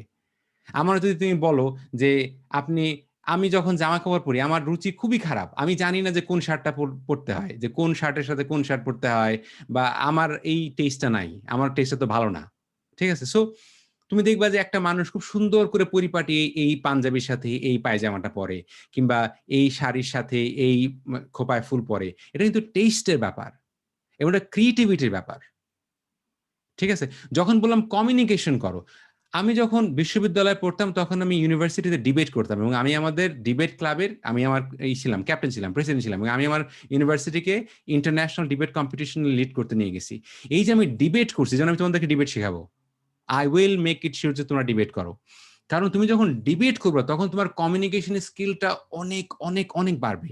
এখন তুমি একটা বাচ্চা মেয়ে, একটা বাচ্চা ছেলে, তুমি এখন ক্লাস 10-এ পড়ো, কথা বলতে গেলে তোমার হার্টবিট বেড়ে যাবে, তোমার কাছে মনে হবে কেমন যেন তুমি আনইজি ফিল করতেছো। তুমি যখন এবার কথা বলতে শুরু করবে, অ্যাট ওয়ান পয়েন্টে তোমার কারো সাথে কথা বলতেই তোমার মানে কনফিডেন্সের অভাব হবে না। ঠিক আছে? তাহলে কি বললাম, তোমার ভিতরে সে কি থাকতে হবে, ওই কমিউনিকেশন স্কিলটা। ক্রিটিক্যালি চিন্তা করো, কম্পিউটার শিখো, তারপরে তুমি কি করো, তুমি ক্রিয়েটিভ হও, ঠিক আছে? তাহলে কয়টা সি বললাম? ক্রিটিক্যাল থিংকিং, কম্পিউটিং, কমিউনিকেশন, আর ৪ নম্বরটা হচ্ছে ক্রিয়েটিভিটি। ৫ নম্বরটা হচ্ছে কিভাবে তুমি কোলাবোরেট করবা। আমরা কোলাবোরেট মানে কি? যে অন্য মানুষের সাথে কাজ করা। আমরা এমন একটা সময়ে বাস করি, যে সময়ে তুমি যদি অন্য মানুষের সাথে কোলাবোরেট করতে না পারো, যে আমাকে কি করতে হবে? রুশদার সাথে কাজ করতে হবে। আমি হচ্ছি মুসলমান, রুশদা হচ্ছে হিন্দু। আমি হচ্ছি বাংলাদেশী, রুশদা হচ্ছে নেপালি। আমি হচ্ছি ভেজিটেরিয়ান, রুশদা হচ্ছে ভিগান। এরকম বিভিন্ন, মানে এত, তুমি যেরকম তোমার থেকে এত আলাদা আলাদা। এই জন্য আমি বাংলাদেশের ক্ষেত্রে ভীষণ একটা ঝুঁকি মনে করি। আমরা শুধু আমাদের মতো মানুষের সাথে থাকতে পছন্দ করি। এবং যেটা রুশদা, তুমি আমাকে বলো তো, এটা হয় কিনা যে বাংলাদেশিরা যারা এখানে কানাডায় আসে তারা করে কি? তারা তাদের মতো করে শুধু তাদের মতো জায়গায় থাকতে চায়। তাদের একটা ছোট্ট বাঙালি পাড়া হয়, লিটল বাংলাদেশ হয়, সেখানে থাকতে চায়। এতে করে কি হয়? তাহলে কোনো মানে তারা সবসময় তারা কখনো এই কালচারটাকে একসেপ্ট, কারণ এই কালচারের মেজরিটি, আমরা হচ্ছে মাইনরিটি, আমরা হুম হচ্ছে হুম সংখ্যা লঘিষ্ঠ, হুম যেটা হুম আমরা হুম কম হুম হুম সংখ্যায়। আর পুরা সমাজ ব্যবস্থা, তারপর পড়ালেখা সবকিছু চলে হচ্ছে ক্যানাডিয়ান কালচারে। হুম যদি হুম আমরা ওখান থেকে না বের হয়ে আমরা আমাদের কালচারের মধ্যেই ঢুকে যাই, তাহলে আমরা চাকরি পেতে সমস্যা হবে। সারাক্ষণ ইংলিশও কখনো আমাদের ভালো হবে না, আমরা বুঝতেই পারবো না হুম কিভাবে ক্যানাডিয়ানরা কিভাবে ইংলিশ কথা বলে, কারণ ইংলিশ বিভিন্ন ধরনের হয়। হুম হুম ব্রিটিশ ইংলিশ একরকম, কানাডিয়ান ইংলিশ একরকম, হুম আমেরিকান হুম ইংলিশ একরকম। হুম সো হুম। আমরা যদি দৈনন্দিন যদি ওদের সাথে কমিউনিকেট না করি, তাহলে আমরা বুঝবোই না যে যে সমাজে কিভাবে থাকতে হবে। আর লোকজন আমাদেরকে চাকরিও দিবে না, কারণ যারা আমাদের কাস্টমার হবে তারা কানাডিয়ান লোকজন আসবে। তাহলে আমাকে কেন নিবে ওরা কাজ করার জন্য? আমি এই যে এবার ক্যানাডার ইতিহাসে সবার প্রথম একজন বাঙালি এমপি হয়েছে, বাংলাদেশী। বা মানে ক্যানাডাতে তোমার কি বলবো যে 1890 সালে, 1890, ডু ইউ আন্ডারস্ট্যান্ড কত আগে? মানে পুরা 1900, 2021, তার মানে আমরা 130 বছর আগে দেশে আসছি। 130 বছর লাগছে একজন বাংলাদেশি এমপি হইতে। যেমন আমি একটা কনভারসেশন করব মন্ট্রিয়ালের একজন মুসলমান, তোমার ওই যে ডলি বেগম, মানে কি বলে যে ডলি বেগমের সাথে আমরা কথা বলছিলাম, মানে ডলি বেগমের সাথে কনভারসেশন আছে, ওইটা মানে আমি ওদেরকে কাটতে বলছি। এনিওয়ে, তো যেটা বলতেছিলাম যে আমাদের এতদিন লাগছে একজন এমপি হইতে। তো আমি আরেকজন মানে মুসলমান বাংলাদেশি কমিউনিটি লিডার, সে তোমার মন্ট্রিয়াল থেকে ইলেকশন করতেছে। আমি ওকে বলছি যে আমাদের সাথে সে কথা বলার জন্য। তো তুমি যদি অন্য মানুষের সাথে কোলাবোরেট করতে না পারো, কোলাবোরেট মানে কি? অন্য মানুষের সাথে একসাথে মিলে কাজ করা। এই যে এখানে দেখো, এবং এই জন্য এটা ভীষণ জরুরি। জেবা হচ্ছে গিয়ে ইউনিভার্সিটিতে পড়ে, নাফি ক্লাস 7-এ পড়ে। যদি জেবা এবং নাফি একসাথে কিভাবে কাজ করতে হয় সেটা যদি না জানতে পারো, তাহলে কিন্তু বাবা তোমার বিপদ আছে। তাহলে এই যে 5টা সি এর কথা বললাম, প্রথম সি হচ্ছে ক্রিটিক্যালি চিন্তা করতে শেখো। পরের সি হচ্ছে কম্পিউটিং জানো। পরের সি হচ্ছে কমিউনিকেশন শেখো। পরের সি হচ্ছে ক্রিয়েটিভ হও। এর পরের সিটা হচ্ছে মানুষের সাথে একসাথে মিলে কাজ করো। কারণ এই যে মানুষের সাথে একসাথে মিলে কাজ করবা, তখন তোমার ভিতরে নেতৃত্বের গুণাবলী তৈরি হবে। তখন তুমি লিডার হিসেবে চিন্তা করতে পারবা। আর শোনো, লিডার হওয়ার জন্য সবসময় রাস্তায় দাঁড়ায় স্লোগান দেওয়ার প্রয়োজন পড়ে না। এটা কিন্তু একটা রং আইডিয়া। প্রত্যেকটা মানুষের ভেতরে সেই ক্যাপাসিটিকে ডেভেলপ করা। এই যে তোমাকে 5টা সি এর কথা বললাম, এই 5টা সি যদি তুমি ডেভেলপ না করো, তাহলে তোমার জন্য কিন্তু দুঃখজনক হলে ভীষণ সত্য কথা। আমি জেবাকে জিজ্ঞেস করি, জেবা তুমি তো মাস্টার্স মানে পড়তেছো, তুমি এই 5টা সির কোন সি তুমি স্কুল কলেজে শেখো? কোনোটাই না। কোনোটাই শেখো না। ইনফ্যাক্ট বেশিরভাগ বিষয়গুলো আমি আসলে শিখেছি যখন আমরা মিউজিক করেছি হুম হুম একটা সাংস্কৃতিক সংগঠনের সাথে, মানে কম্পিউটার বাদে বাকি সবগুলো আমি শিখেছি আমি যখন বাইরে মিউজিক করেছি আমার সাংস্কৃতিক সংগঠনের সাথে। তখন আমি শিখেছি স্পেশালি এই যে ক্রিটিক্যাল থিঙ্কিং। আমি যখন আমার বাসায় থাকি আমার ইউনিভার্সিটিতে, তখন মানে এই বিষয়গুলো শেখা যায় না, খুব লিমিটেড কিছু মানুষের সাথে মিশি, প্লাস তাদের আচার আচরণ সব হলো প্রফেশনাল টাইপের। কিন্তু যখন আমি সাংস্কৃতিক একটা সংগঠনের সাথে গেছি, তখন দেখেছি অনেক মানুষকে কাছে থেকে দেখেছি, অনেক মানুষকে এভাবে দেখেছি যে একজন সামনে একরকম, পিছনে গিয়ে আরেক রকম। মানে এই বিষয়গুলো আসলে বাসায় বা ইউনিভার্সিটিতে শেখা আসলে সম্ভব হয় না। যখন কিছু মানুষের সাথে আমি কাজ করেছি, আলাদা আলাদা রকমের, আলাদা আলাদা ধর্মের, আলাদা আলাদা পরিবেশের, আলাদা আলাদা আহ পেশার, তখন শিখতে পেরেছি। তো আসলে এগুলো স্কুল, কলেজ, ইউনিভার্সিটিতে এগুলো শেখা সম্ভব না, ইনফ্যাক্ট ফ্যামিলিতেও সম্ভব না।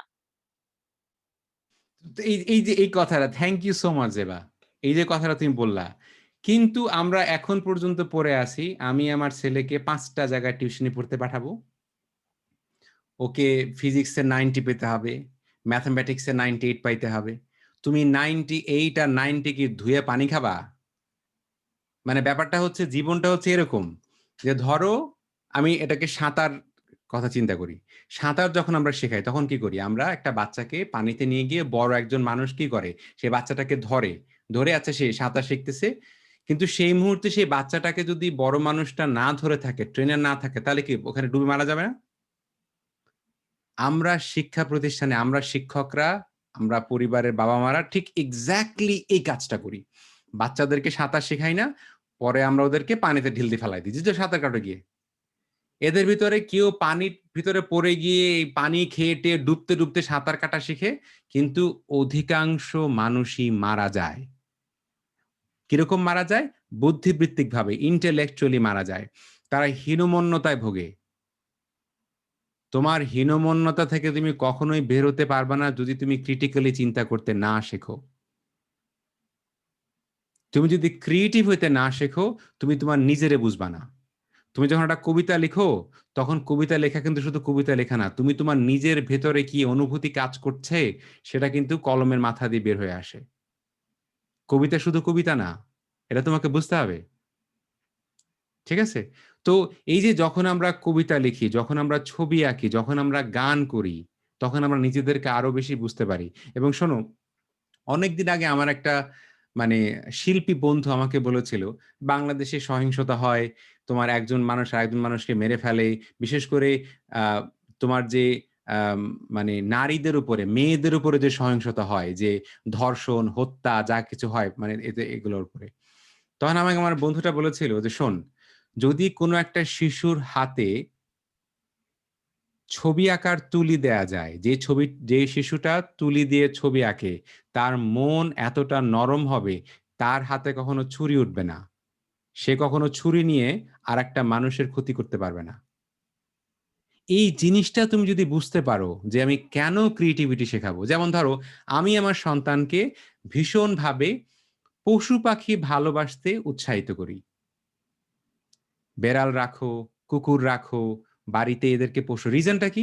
কারণ আমি যখন আমার ছেলেকে একটা বেড়াল কিংবা একটা কুকুর, যার কিন্তু আমার ছেলের উপর কোনো ক্ষতি নাই, মানে কোনো রকম ক্ষমতা নাই, একটা বেড়াল কি আমার ছেলেকে প্রমোশন দিবে?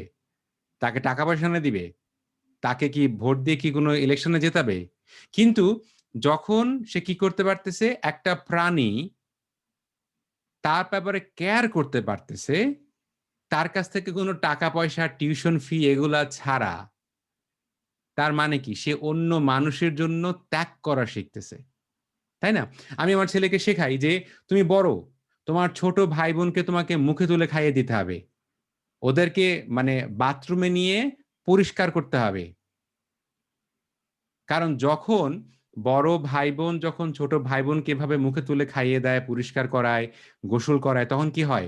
ছোট ভাই বোনের প্রতি, বড় ভাই বোনের ভিতরে সেরকম কিন্তু মমতা জন্মায়, বাবার মতো মার মতো মমতা জন্মায়। তাই না? যে আমরা যে সংস্কৃতি থেকে বড় হয়েছি, সেই সংস্কৃতিতে কি বড় ভাই বোনেরা তারা বাবা মার মতো। আমি আমার কথা যদি বলি, যে আমার যারা বড় ভাই বোন, আমার যখন জ্বর হয়েছে, আমি যখন অসুস্থ হয়েছি, আমাকে তো আমার বাবা মা মানে যতটুকু সেবা করেছে তার চেয়ে অনেক বেশি দেখাশোনা করেছে আমার ভাই বোন।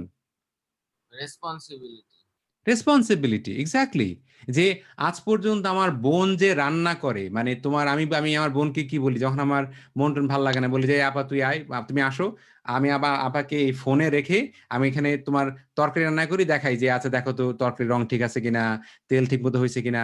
এটা কিন্তু শুধু তরকারি না, এটা হচ্ছে তার সাথে আমার স্মৃতি, তার সাথে আমার যে বন্ধনটা। আমরা তো ছেলে মেয়েদের শেখাই না বলেই তো এক ভাই আরেক ভাইকে মার্ডার করে। এক ভাই আরেক ভাইকে মার্ডার করে না।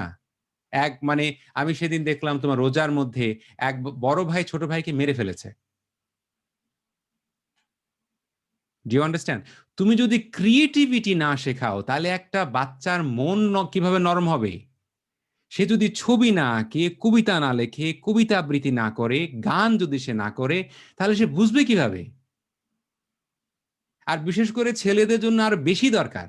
কারণ ছেলেদেরকে আমরা কি শেখাই? তোমরা হচ্ছে শক্ত, তোমাদের ভিতরে কোনো অনুভূতি নাই, তোমরা মানে কি করো এরকম ২০-৩০টা মানুষকে পিটায়। আর ছেলেদের ভিতরে আমরা কি করি যে আমরা ছেলেদের ভিতরে এগুলো কিন্তু শেখাই। এই ছেলেদের ভিতরে কোনো ফিলিংস নাই, হ্যাঁ? আবার আমরা ছেলেদেরকে ছোটবেলায় শিখাই না, ছেলেরা হচ্ছে এমন যাদের ভিতরে কোনো পেইন হয় না। আমি এখন হিন্দি বললে তাজিয়া হাসবে। কিন্তু কাঁদে না, ছেলেরা কাঁদে না। ছেলেরা কাঁদে না। তারপরে ওই একটা কি যেন একটা কথা আছে না যে তোমার কি যেন মার্দ কো দার্দ নেহি হোতা হে, তাই না? হ্যাঁ হ্যাঁ, মার্দ কো দর্দ নেহি হোতা। হ্যাঁ, যে ছেলে মানুষের কোনো ব্যথা হয় না, তাই না? কিন্তু বাবারে, আমার যে মানে পিঠে একটা সার্জারি হয়েছে, আমার পিঠে ব্যথা হয়, আমার ক্ষুধা লাগে, আমার কান্না পায়, আমার হাসি আসে, আমার রাগ ওঠে। কিন্তু এগুলা বুঝতে কিন্তু আমার অনেক সময় লাগছে, প্রচুর সময় লাগছে। কিন্তু পড়াশোনা করে বুঝতে হয়েছে। এগুলো আমি স্কুল কলেজ থেকে শিখি নাই। এগুলা আমি স্কুল কলেজ থেকে শিখি নাই। এই জিনিসটাকেই তোমার ইংরেজিতে বলে টক্সিক, মানে হচ্ছে বিষাক্ত, মানে পয়জন, বিষ, বিষ থেকে বিষাক্ত। টক্সিক ম্যাসকুলিনিটি মানে পৌরুষত্ব, হ্যাঁ? যে তোমার আমাদের ছেলেদেরকে আমরা কি শেখাই? তোমার টেলিভিশনে শিখাই না, দেখো না, সিনেমা দেখো না, যে একটা মেয়ে একটা ছেলে একটা মেয়েকে কোন রকম প্রেম প্রস্তাব করে, পরে মেয়েটা যদি না করে কোনো সমস্যা নাই, ছেলেটা তার পেছনে লেগেই থাকবে, লেগেই থাকবে, লেগেই থাকবে, লেগে থাকবে। এটা হচ্ছে তারপরে হ্যাঁ বলবে। তারপরে হ্যাঁ বলবে। আমরা ছেলেদেরকে কি শেখাই? যে মেয়েরা যখন না বলবে, মেয়েদের নাই হচ্ছে হ্যাঁ। তা আমরা তো ছেলেদেরকে ছোটবেলা থেকে ক্রিমিনাল বানাই রে বাবা। আমরা তো ছেলেদেরকে বাড়ি থেকে ক্রিমিনাল বানাচ্ছি, স্কুল থেকে ক্রিমিনাল বানাচ্ছি, তাই না?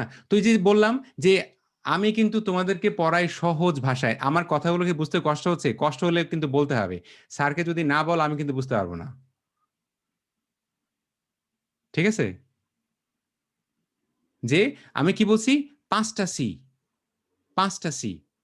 যে প্রথম সি, ক্রিটিক্যালি চিন্তা করো। চিন্তা না করতে পারলে মানুষের প্রতি সম্মান শ্রদ্ধাবোধ দেখাতে পারবে না। পরের সি কি করো? কম্পিউটার শিখো। কম্পিউটার শিখলে পেটে কি খাবার আসবে। ঠিক আছে? পরের সি হচ্ছে কি করো? কমিউনিকেট করতে শেখো। আবার কমিউনিকেট করা শিখলে তোমার কি হবে? পেটে খাবার আসবে। তুমি যেখানে পৃথিবীর যেকোনো জায়গায় কাজ করতে পারবা। তাই না? পরের সি, ক্রিয়েটিভ হও। তাইলে তোমার মনের স্পিরিচুয়াল ওয়েলথ হবে তোমার। তোমার মনের ভিতরে কি হবে? স্পিরিচুয়াল ওয়েলথ হবে। পরের সি তুমি কি হও? কোলাবোরেটিভ হও, সবার সাথে মিলে কাজ করতে শেখো। বাবারে, তুমি যদি এই ৫টা সি মনে রাখো, বিশ্বাস করো তোমার নিজের জীবন মানে এর চাইতে মানে এত সহজ হবে, এত সহজ হবে, তুমি চিন্তা করতে পারবে না। এই ৫টা সি, জাস্ট 5 সি। ওকে? তো এই ৫টা সি আমি তোমাদেরকে যখন আমি তোমাদেরকে বলি যে আমার এই ক্লাসগুলোর লক্ষ্য ৩টা। ১, তোমরা কি করতে পারবা? চিন্তা করতে শিখবা। 2, তুমি পৃথিবীর যেকোনো প্রান্তে কাজ করতে পারবা। মাথা উঁচু করে দাঁড়াতে পারবা। ৩, তুমি পৃথিবীর যেকোনো প্রান্তে গিয়ে পড়াশোনা করতে পারবা। এই তো ৩টা লক্ষ্য। এই ৩টা লক্ষ্য মানে অর্জন করার জন্য এই ৫টা সি যথেষ্ট না? নাকি আমার কথাগুলো খুব বেশি তাত্ত্বিক, আতেল মার্কা হয়ে গেছে? যে মানে এ কি বলতেছে বুঝতে পারতেছি না। রাইট? তো এই এইটা হচ্ছে জিনিসটা আমি খুব অপছন্দ করি। মানুষজন হুম, কেন আতেল বলে? মানে যত ভালো, ভালো জিনিস, মানুষ কবি লিখলে আমি আতেল হয়ে গেছি। মানে যত সুন্দর, সুন্দর ভালো, ভালো জিনিস আমি সবসময় দেখেছি যে এটাকে সবসময় খারাপ করা হয়। সরি, হুম, হুম, হুম, হুম, খারাপ করা হয় যাতে মানুষজন ওইটাতে না মনোযোগ দেয়। আমরা যখন কিছু তো মনোযোগের বলতে কথা হবে, বলছিলাম, হুম, হুম, হুম, কিছু তো কি? বলা লাগবে।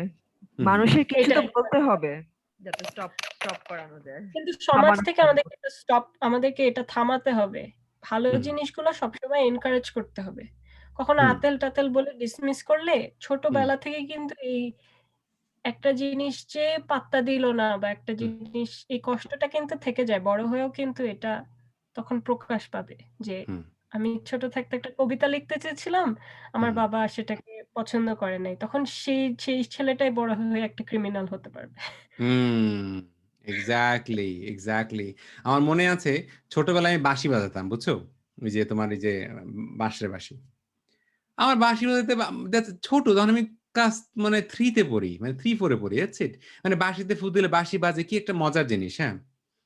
আমার মামা আমাকে এমন মাইর দিছে, আমার মামা এমন মাইর দিছে। কেন? আমার মামার ধারণা হচ্ছে আমি ক্লাস 3 তে পড়ি। এত ছোট আমি বাঁশি বাজাচ্ছি কোন মেয়েকে আমার প্রেমে ফেলার জন্য। ইটস লাইক আমি বুঝি যে আমি আমার মামার প্রতি আমার কোনো ক্ষোভ এখন নাই। আমি বুঝি যে মানে আমি এখন তো বড় হইছি তখন তো। তো আমার ছেলে যদি বাঁশি বাজাইতো তাহলে তো আমি রাস্তা দিয়ে মানে দৌড়াইতাম আর শার্ট ঘুরাইতাম যে আমার ছেলে বাঁশি বাজায়। তাই না? বিষয়টা হচ্ছে বিষয়টা বোঝা। তো এই যে তোমাদেরকে ৫ টা সি শেখালাম, এই ৫ টা সি তোমাদেরকে স্কুল কলেজে শেখানো হয় না। আর না শেখানোর মানে হচ্ছে তোমারে পানির মধ্যে নিয়ে ঢিল দিয়ে ফেলে দিব। তুমি যদি পানি খায়া, খায়া যদি বাঁচতে পারো তো বাঁচবা। অধিকাংশ মানুষই মরে যায়। যখন বলি মরে যায়, তখন তারা কি হয়? হীনমন্যতা নিয়ে বাস করে। তাদের ভেতরে ওই ধরনের সিচুয়েশন তৈরি হয়। ঠিক আছে? সো এইটাকে আমি বলি হোলিস্টিক এডুকেশন। এখন তোমরা বুঝতে পারছো তোমাদের সিলেবাস কি? কি সিলেবাস কি বুঝতে পারছো? এখন যদি আগামীকালকে তোমাদেরকে আমি পড়াইতে বসি যে আচ্ছা শোনো, আজকে আমরা জীবনানন্দ দাশের একটা কবিতা পড়ব 'বোধ'। তখন তোমার কাছে মনে হয় যে আচ্ছা আমি তো স্যারের কাছে ইংরেজি শিখতে আসছি এই লোক বোধ পড়ায় কেন? আ তোমাকে আমি কি বলেছিলাম কি শেখাবো? ক্রিয়েটিভিটি শেখাবো, ক্রিটিক্যাল থিংকিং শেখাবো। ঠিক আছে বলেছিলাম না? আচ্ছা। এখন ধরো তোমাকে বললাম যে এই শোনো, তোমাকে আমি কি করতে বলছি? আ ডিবেট করো। আমি তো ভাই ইংরেজি শিখতে আসছি, ডিবেট শিখতে আসি নাই। আমি তোমাকে বলছি তোমাদের সিলেবাসের মধ্যে কি আছে? কমিউনিকেশন আছে, তাই না? কমিউনিকেশন আছে। তোমাকে শিখতে হবে। রাইট? ওকে। এবং আমি যেটা প্ল্যান করেছি সেটা হচ্ছে তোমাদের হ্যাঁ, নাফি তোমাদের মনে হয় কোনো একটা প্রশ্ন আছে। প্রশ্ন করলে করো, অন্যদের মাইকটা অফ রেখো। হুম। যেটা বলতে চাচ্ছিলাম আপনি বলছিলেন যে তিনটা মানে এই ক্লাসগুলোর তিনটা উদ্দেশ্য ওটা যদি একবার রিপিট করতেন তাহলে ৩ টা উদ্দেশ্য হচ্ছে, ১ম উদ্দেশ্য তোমরা ক্রিটিক্যালি চিন্তা করতে শিখবা। 2nd উদ্দেশ্য হচ্ছে তোমরা পৃথিবীর যেকোনো প্রান্তে গিয়ে কি করতে পারবা? কাজ করতে পারবা। ঠিক আছে? ৩য় উদ্দেশ্য হচ্ছে তোমরা যদি পৃথিবীর যেকোনো প্রান্তে গিয়ে তোমরা কি করতে পারবা? পড়াশোনা করতে পারবা। ঠিক আছে? মানে এটা হচ্ছে তুমি পৃথিবীর নাগরিক হতে পারবা। বাংলাদেশের নাগরিক না। কি হয় হ্যাঁ, বলো বাবা। ওয়ান ওয়ার্ডে বলতে গেলে ওয়ান ওয়ার্ডে বলতে গেলে আমার এই গোল হচ্ছে তোমাকে পৃথিবীর নাগরিক তৈরি করা। World you will be the citizen of the world. You will not be citizen of Bangladesh. You will not be a citizen of মানে কি বলে Pakistan, India, Canada, America. You will be the citizen of the world. এবং আমার এটা আমার কথা না। এই কথাটা হচ্ছে রবীন্দ্রনাথ তার শিক্ষা দর্শনে কথাটা বলে গেছেন যে আমাদের শিক্ষা পদ্ধতি এমন হওয়া উচিত যাতে করে তারা কি হতে পারে? পৃথিবীর সিটিজেন হতে পারে। You can be a global citizen. Global citizen হতে হলে কি করতে হবে? তোমাকে অন্য মানুষকে বুঝতে হলে তোমাকে চিন্তা করতে শিখতে হবে। রাইট? এই যে জেবা খুব সুন্দর করে বলল, যখন ও অন্য ধর্মের মানুষের সাথে গান করতে গেছে, তখন ও এমন অনেক কিছু শিখতে পারছে যেটা ও হয়তো স্কুলে শেখে নাই। যেটা ও বাড়িতে শেখে নাই। এটা কি ক্রিটিক্যাল থিংকিং? চিন্তা করো। তুমি যখন অন্য ধর্মের মানুষের সাথে গান করতে যাচ্ছ, ধরো তোমার একটা বন্ধু আছে যে হিন্দু। তুমি তার সাথে পূজায় গেলা। সে পূজা পার্বণ করে, তার সাথে তুমি তার বাড়িতে গেলা। তার মানে তার সাথে বসে তার প্রসাদ খাইলা। তার ধর্মগ্রন্থ তুমি শিখলা।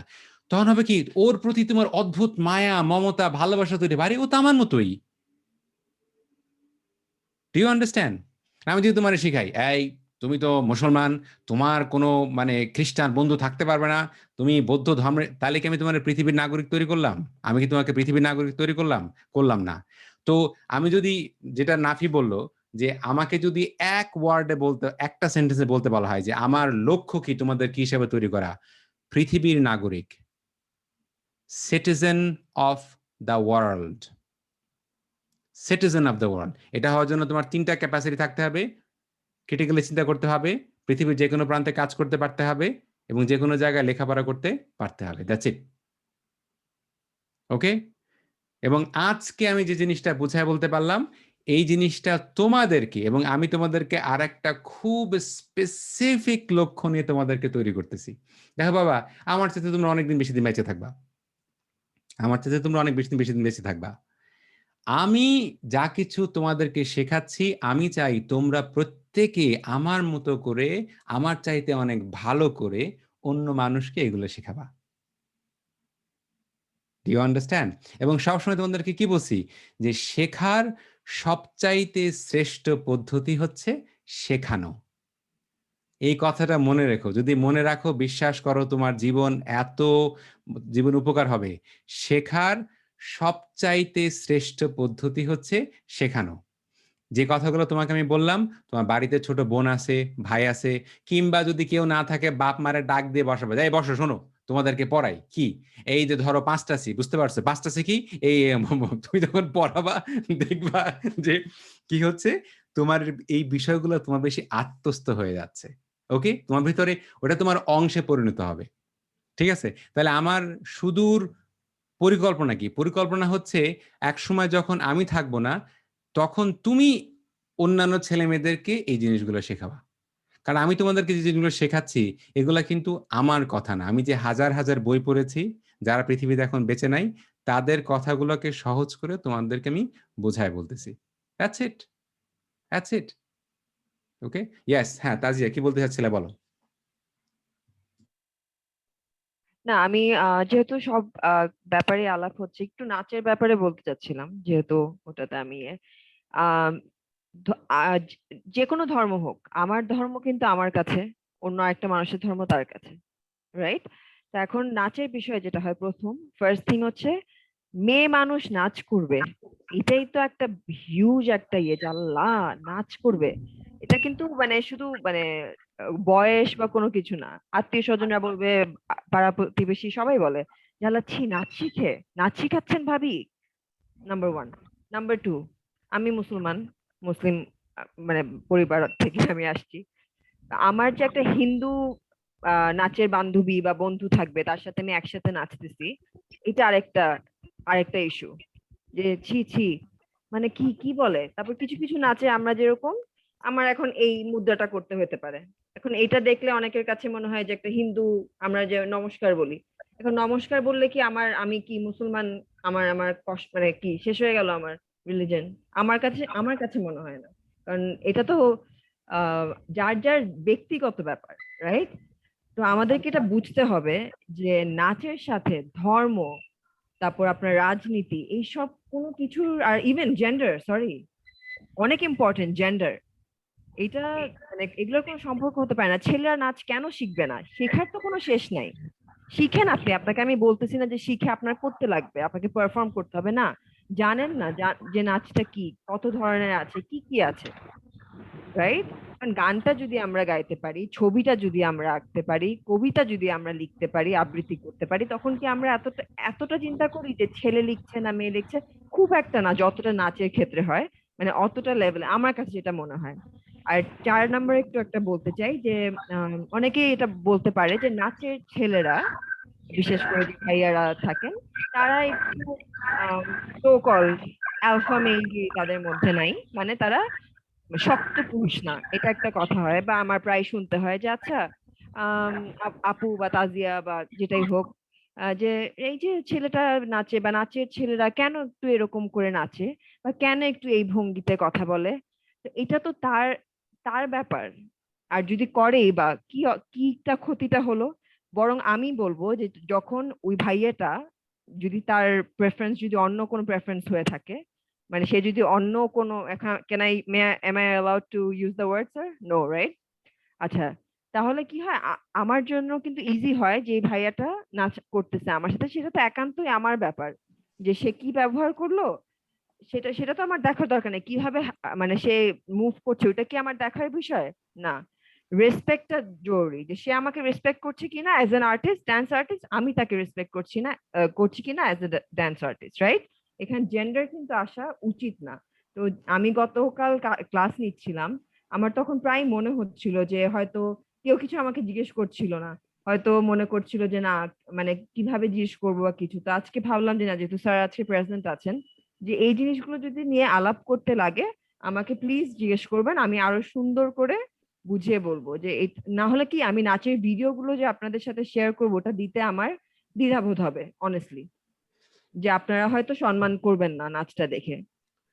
এখানে এটাই। আমি তোমাকে একটা জিনিস মানে তাজিয়া, তোমার ওই পয়েন্টটাকে আমি মানে লেট মি ফিনিশ সামথিং ওই জায়গা থেকে, এন্ড জি প্লিজ মানে কি বলে give me feedback on that. জি দেখো, প্রত্যেকটা মানুষ একটা গল্প ধারণ করে, গল্প। সেই গল্পটা তাকে একটা সেন্স অফ সিকিউরিটি দেয়, প্রত্যেকটা মানুষ।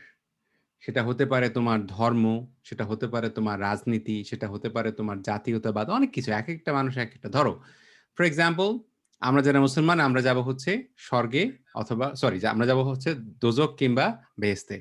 কিন্তু যারা হিন্দু তারা যাবে স্বর্গে অথবা নরকে, অথবা যারা খ্রিস্টান তারা যাবে হেভেনে অথবা হেলে। এই তো, ঠিক আছে।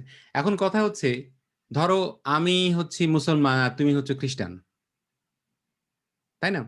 তো এখন আমাকে যে জিনিসটা বুঝতে হবে যে মানুষ করে কি, ওই স্টোরিটা, that story is incredibly important for that person's comfort.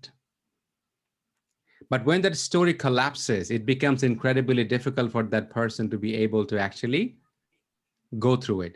তো আমার কাছে মনে হয় যে ওই স্টোরি কলাপস করার ক্ষেত্রে আমরা অলরেডি মানে আমরা অনেক অনেক বিষয়ে কথা বলি যেটা আমার মাঝে মধ্যে মনে হয় যে আর দে রেডি ইয়েট, ওরকম মনে হয়। হ্যাঁ, তো ব্যাপারটা হচ্ছে এরকম যে আমি এই মুহূর্তে নবর হাতে মানে হয়তো ধারালো একটা ছুরি দেব না যদি নব না বোঝে যে ছুরিটা কিভাবে ব্যবহার করতে হয়, রাইট?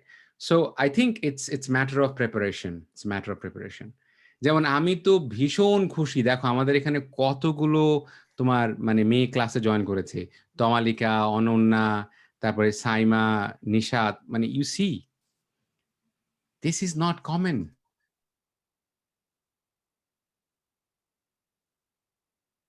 তো এটা আস্তে আস্তে হবে, it's going to take some time.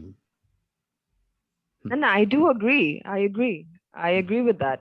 আমি এটা পুরো আপনার সাথে একমত, কিন্তু আমার কথাটা হচ্ছে যে এটা নিয়ে আমার কোনো অসুবিধা নাই। আমি আস্তে আস্তে এমন করে শেখানোর চেষ্টা করব যাতে, যে ছোটবেলার থেকে আপনি যেটা বললেন যে আমাদের তো একটা যে কমফোর্ট জোন, হ্যাঁ এটা হয়ে গেছে, এটা আমি দোষ দিচ্ছি না কারো, প্লিজ আমাকে কেউ ভুল বুঝবেন না, দোষ দেইনি। আমি জাস্ট বলছি যে যখন ক্লাসটা নিব, আমি যেরকম যদি নাচ নেই, জেবা আপু গান যদি করে আমরা একসাথেও নিতে পারি, বা রুশদা আপু সেও বোধহয় মিউজিকের সাথে শি লাইকস ইট, গতকাল দেখলাম সেও পছন্দ করে। আমি গতকাল খুব ভালো লেগেছে আমার, যে আমার মোটামুটি মনে হচ্ছে যে না ছেলেরা ইন্টারেস্ট দেখাচ্ছিল, ওরা জানতে চাচ্ছিল, বা মেয়েরা হয়তো লজ্জায় একটু বলতে পারছিল না। কিন্তু আমার কথা হচ্ছে যে আমি সেটা বুঝি স্যার যে সময় লাগবে, আর ইনশাল্লাহ আমি আমার যতটুকু মানে স্বল্প জ্ঞান আছে বা যতটুকু ধৈর্য আমার আছে, অনেক ধৈর্য আছে শেখানোর, তা আমি এটা চেষ্টা করব যাতে ওরা শিখতে পারে হ্যাঁ, এখানে নাচটাকে, আর আমি সম্মান তোমাকে যে করতে জিনিসটা, পারে হ্যাঁ আর্ট ফর্মটাকে। আমি তোমাকে যে জিনিসটা মানে কি বলে আমি আমার আন্ডারস্ট্যান্ডিং থেকে বলতেছি, সেটা হচ্ছে বিশেষ করে ছেলেরা when it comes to body, anything that is feminine intimidates us. এটা তোমাকে বুঝতে হবে। সেটা মানে আমার ছেলের বয়স যদি 10-11 বছরও হয়, তারপরে কিন্তু ওর ভেতরে ওই সেন্সটা ক্লিয়ার যে this particular behaviour is feminine, hence I have to run away from it I as know, far as I can. তো আই নো দ্যাট। সেক্ষেত্রে what I'm thinking যে starting the conversation, and as we discuss step by step, there will come a point when we'll talk about Simone de Beauvoir, when we'll talk about bell hooks, we'll talk about কি বলে Michelle Alexander, we will discuss about it.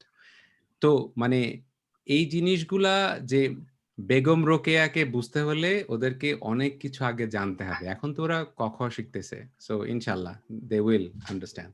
তো with that I mean মানে কি বলে, আমার এখানে এখন প্রায় রাত 11:30 বেজে গেছে, উইচ ইজ মানে কি বলে 2.5 ঘন্টা। আমি গতকালকে যে কথাটা বলতে চাইছিলাম সেটা হচ্ছে তোমাদের এই ডিসকাশন গুলাকে 2টা এপিসোডে করা।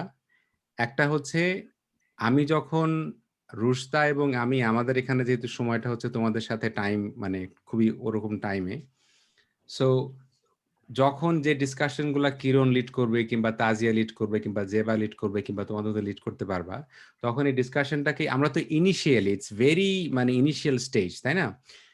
ওই ওই ডিসকাশনটাকে আমরা যে 2 ভাগে ভাগ করি, যে সামটাইম যখন তোমাদের সময় দিনের সময়, ওই দিনের সময় এই যে আমি এত কিছু বললাম, আমি শিওর এই জিনিসগুলা তোমাদের মাথার মধ্যে থাকবে না যদি তোমরা এটাকে কয়েকবার না শোনো। সো এই জন্য কিরণ যখন এই ভিডিওটাকে আমাদের ওয়ার্ল্ড স্কুল অফ বাংলাদেশের ইউটিউবে পাবলিশ করবে, দয়া করে বাবা জানরা আম্মা জানরা please go and listen to it again. তো করতে কারণ হবে, আমি পাশাপাশি নোটস নিতে হবে, নোটস নিতে হবে। সবকিছু মনে থাকবে না কিন্তু, মানে হুম, সবাই তার নিজের ল্যাঙ্গুয়েজে নোটস নেবে আর হুম, পরে এটা আবার রিভাইজ করবে, নাহলে কিন্তু মনে থাকবে না কিন্তু। হুম, কথাবার্তা এক্স্যাক্টলি। বলতে শুনতে কিন্তু খুব আমিও ভালো। এটাই বলতে চাচ্ছিলাম। আমি অলওয়েজ একটা পেন্সিল পেন মানে অথবা মানে খাতা নিয়ে বসি। হুম, মানে নোটস আমি নিতে হবে আর নিজের প্রশ্ন ভাষায় থাকলে নিজের সেটা মতো করে জিজ্ঞেস নোট করতে করে হবে। ফেলি, হুম, যাতে পরবর্তীতে অ্যাটলিস্ট আমার মেইন যে বিষয়গুলো যেটা আমার দরকার মনে রাখা, বা স্যার যেগুলো ইম্পর্টেন্ট বলেন, জানা দরকার, বোঝা দরকার, সেগুলো আমি নোট করে ফেলি এবং প্লাস আমি আমার মতো করে নোট করি। হুম, হুম, হুম, হুম। Wonderful, very good, very good. এখন এই জিনিসটা হচ্ছে হয়তো কারো কেউ ফোন দিয়ে কথা বলছে, কেউ হয়তো ফোনে বা ধরে রাখছে, অনেক কিছু থাকতে পারে, তাই না? তো এই জিনিসটাকে তোমাদেরকে পরবর্তীতে শুনতে হবে, শুনে আবার এটাকে কি করতে হবে, রিপ্রোডিউস করতে হবে। তো আমি যেটা চাই সেটা হচ্ছে আমি তোমাদেরকে একটা জায়গায় পড়াবো, আর একটা জায়গায় তোমরা নিজেরা ডিসকাস করবা। এই 2 ভাগে ভাগ। একটা জায়গায় আমি এসে হয়তো কিছু বললাম বা কানেক্ট করলাম বা মানে আমি তোমাদেরকে বলি যা কিছু আমার মাথায় আছে ওই জিনিসটা যদি আমি মানে ওই যে কিরণ বলে না যে আসলে আমার মানে প্রায় ডাবল পাগল হওয়ার সময় হয়ে গেছে, কারণ 12 বছর মাস্টার এগুলো পাগল হয়ে যায় না, তো আমার তো 20 বছর হয়ে গেল, তার আর 4 বছর হলে ডাবল মানে ডাবল পাগল, তাই না? ডাবল পাগল, হ্যাঁ। তো কিন্তু আমার এই কথাগুলা যে কতটা প্রযোজ্য, আমি কথাগুলা বলে ভীষণ আমার জন্য সহজ হয় যখন এখানে জেবা থাকে, তাজিয়া থাকে, রুশদা থাকে, কিরণ থাকে। কারণ তোমাদের লাইফ এক্সপেরিয়েন্সটা ওদের চাইতে অনেক বেশি। So that's incredibly important. So মানে ফর নাও আমি এখন রেকর্ডটা বন্ধ করব। তারপরে তোমাদের কোনো প্রশ্ন থাকলে I will answer those questions. আমি এখন রেকর্ডটা বন্ধ করতেছি।